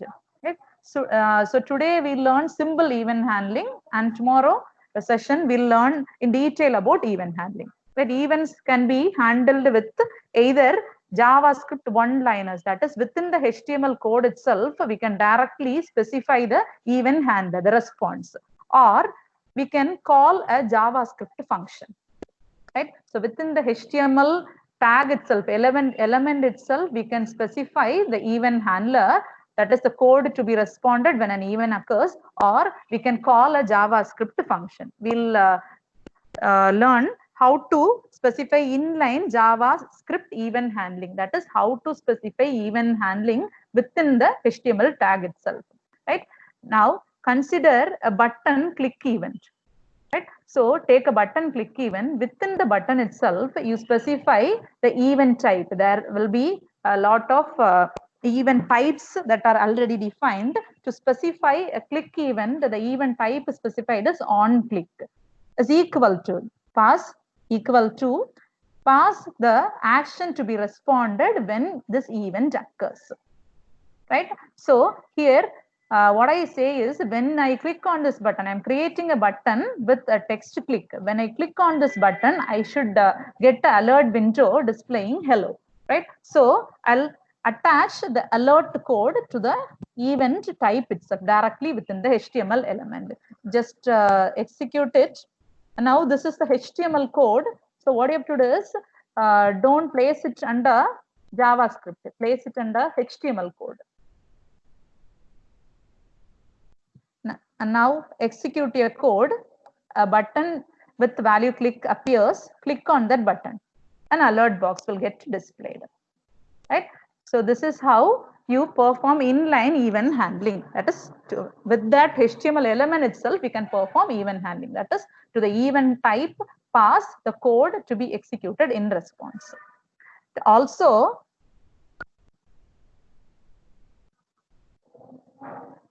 you can perform event handling using functions. That is, to the event type, pass a JavaScript code or a function as an argument. Right? So to display alert window, I have defined a function named as display. Right? Now, instead of directly passing the alert code here, I have passed the name of the function. Right? When the button is clicked, this function will get executed, and again alert window will get displayed. Right? So execute this code. Now this code, the script code, place it under JavaScript. And HTML code, you place it under HTML part. Now execute your code. When you click the button, the display function gets executed and alert window will get displayed on the screen.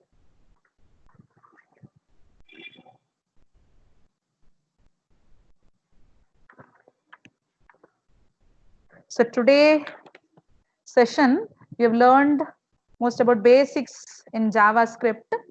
So with this, we'll finish today's session. And if you have any queries, you can ask. Okay, thank you, Anisha madam, for the wonderful and clear presentation.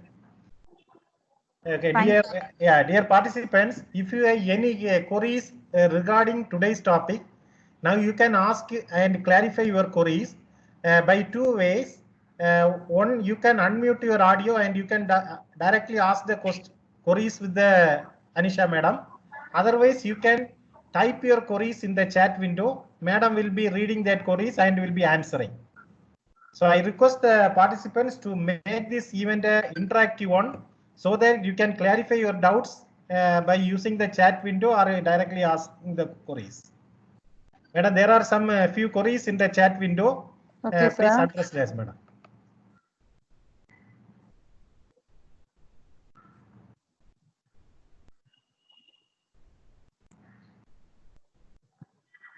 I'm going through it, sir.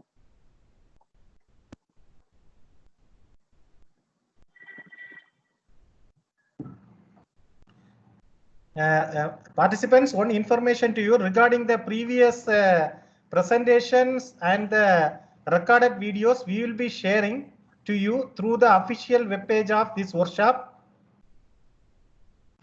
Also, we are sharing the programs to you also, so you can use that programs on.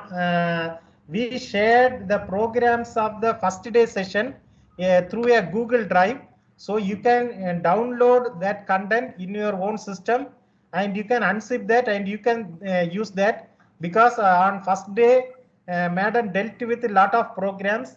Many number of scripts were there, short programs were there, so everything was stored in a Google Drive, and the link was already shared to you. Varun, can you share the link once again for the first day program? Let me share, sir. Okay. We have made the coding available in the page itself, sir. Okay, and the second day and third day, everything we are sharing through a single link only. Already the link shared to you, and we will be sharing the recorded session and the PPTs in the official web page of this workshop. So before the end of the workshop, we will be sharing everything to you, and it will be there for more than 1 month, so you can utilize that at any time. Now, if you have any queries, you can ask to the today's resource person, Anisha madam. So there is a query like I have navigation bar items as list items. If I click on the navigation item, it must show the background of that navigation item as it's selected. And when I click another navigation item, it must get highlighted. Tomorrow session we'll deal with this. We'll deal about with the document object model. We can do this, ma'am, sir. I think, sir. So tomorrow session we can deal with this in detail regarding the question from Shamir, sir. I hope. So tomorrow session we'll deal with what you have asked as a query.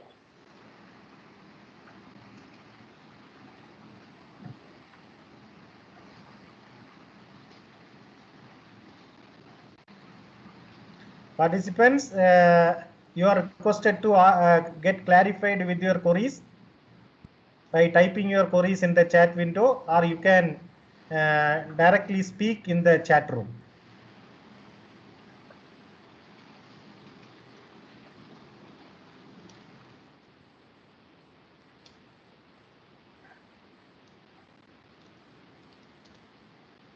There is a request from Shaktivel sir. I missed previous 2 days sessions. If you have any material, please send to this mail. Sir, Shaktivel sir, thank you for your response. It is not possible for us to send to your individual mail. You can get those information from the official web page of this workshop. The link is already shared by Varun sir. So please check that web page and you will be getting the information from there. Sir, there is a query. Will we study handling of CSS using JavaScript? Yes, I thought of dealing it little, but if you want me to handle in detail, I can handle it.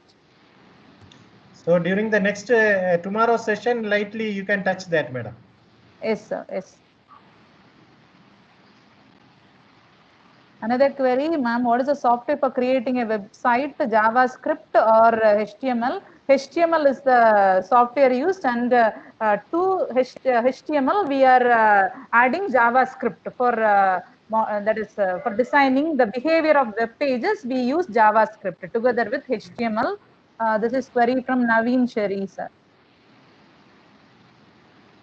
Another from Dr. Abhishek, sir. He said that form validation is not yet covered. Tomorrow we'll deal with form validation, sir. Again, Naveen Sherry, sir, asking which is better. So for better website, we need both JavaScript and HTML, sir.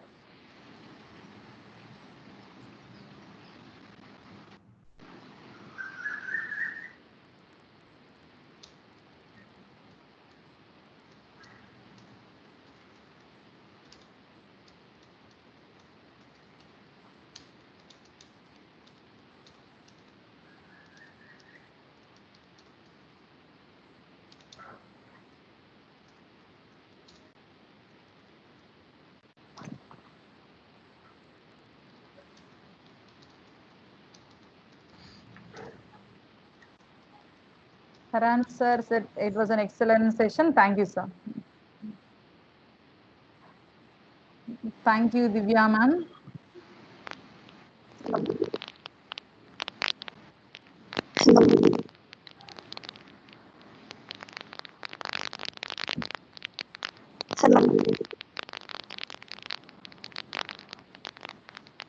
Okay, thank you, Mohammed sir and Ram Kumar sir.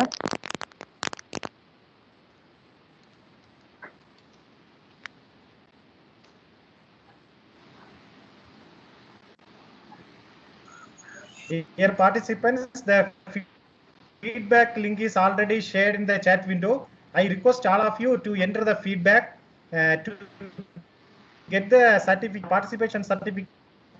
Filling the feedback form is mandatory. So I request all of you to enter the feedback. If you are not able to see the chat window, I request you to log out and again log in back so that the chat window will be visible to you. Some of you may not be seeing the chat window. It is because of the bandwidth issue at your side. For that you can log out from there and again you can log in so that you can get the link.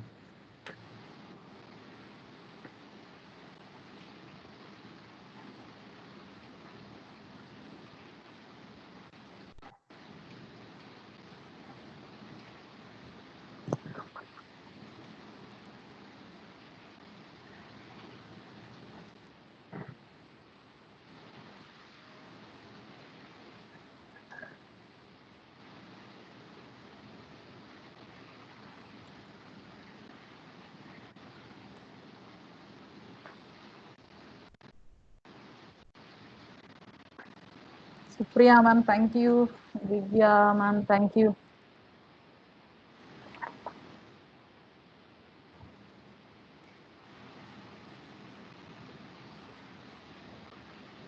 And sir, shall I leave? Okay, wait, madam. Participants, whether any other queries from the participants? So we came to the end of today's session. First of all, I thank Anisha madam for the wonderful preparation and the presentation and the clear demonstration. Thank you very much, madam. Thank you, sir. For the wonderful presentation. Next, I like to thank the giant convener of this workshop, Dr. Andros, madam, HOD of Information Technology Department. Thank you very much, madam, for your wonderful coordination. Also, I'd like to thank my organizing team members, Engineer CM Varun, Engineer Bright Jose, and Engineer Anthony Jones Kumar for the hosting and coordinating and giving the background support. Also, I'd like to thank our management for giving permission to organize this type of event. Also, I thank principal, HODs, and other deans and other faculty members who all are behind this for organizing this event. My heartful thanks to all the participants for your wholehearted support and the active participation throughout this workshop. Thank you very much. Once again, thank all of you. Thank you very much. Anisha madam, now if you want to leave, you can leave, madam. Okay, sir. Thank you, participants. We'll meet tomorrow in session. Thank you.